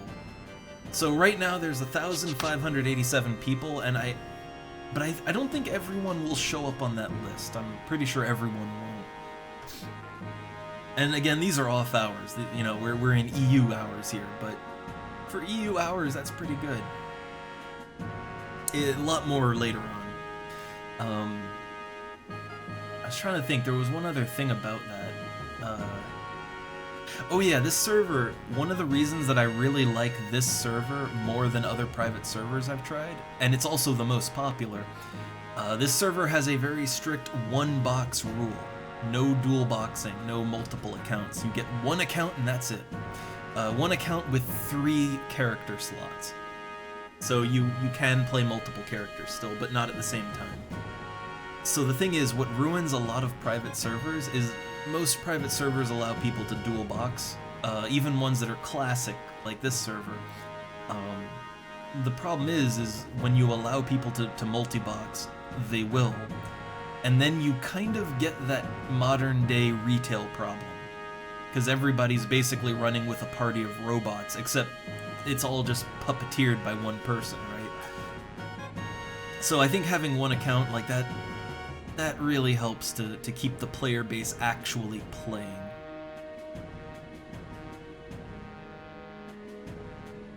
And yeah, I think viable really is the best you can hope for. And on this server, they are working good to make everything at least viable. There is, of course, the meta, you know, the meta. But for the most part, everything seems to actually work. Also, that hat, that is a HorizonXI item right here, the Shepherd's Bonnet. Yeah, it increases pet accuracy by 5, magic accuracy by 3. Ooh, so that's actually good for, yeah, Beastmaster, Dragoon, Summoner, Puppet Master. It's good for all the pet classes. That's nice. It's a nice little item. I'm guessing it comes from a Burning Circle fight. I would guess. I would guess. Also, yeah, look at that thing. It's a fucking sheep hat. Custom item.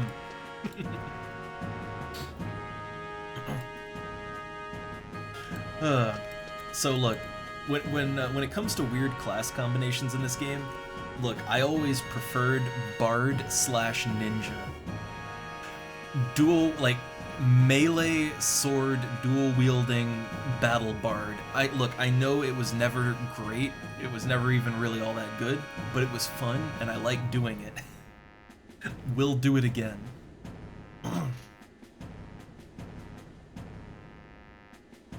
Oh yeah, true, yeah, I noticed it's REX, so yeah, it's probably to encourage pet jobs to do Burning Circle fights. That would make sense.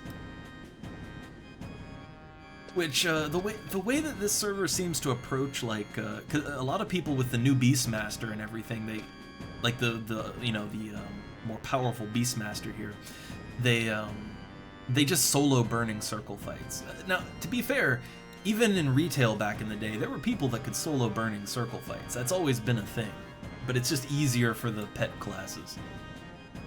So, I think the way they approach the pet, like the solo classes in this game, I think they want the solo classes to be good, right? They should be able to solo, like people play Beastmaster because they want to be able to solo, right?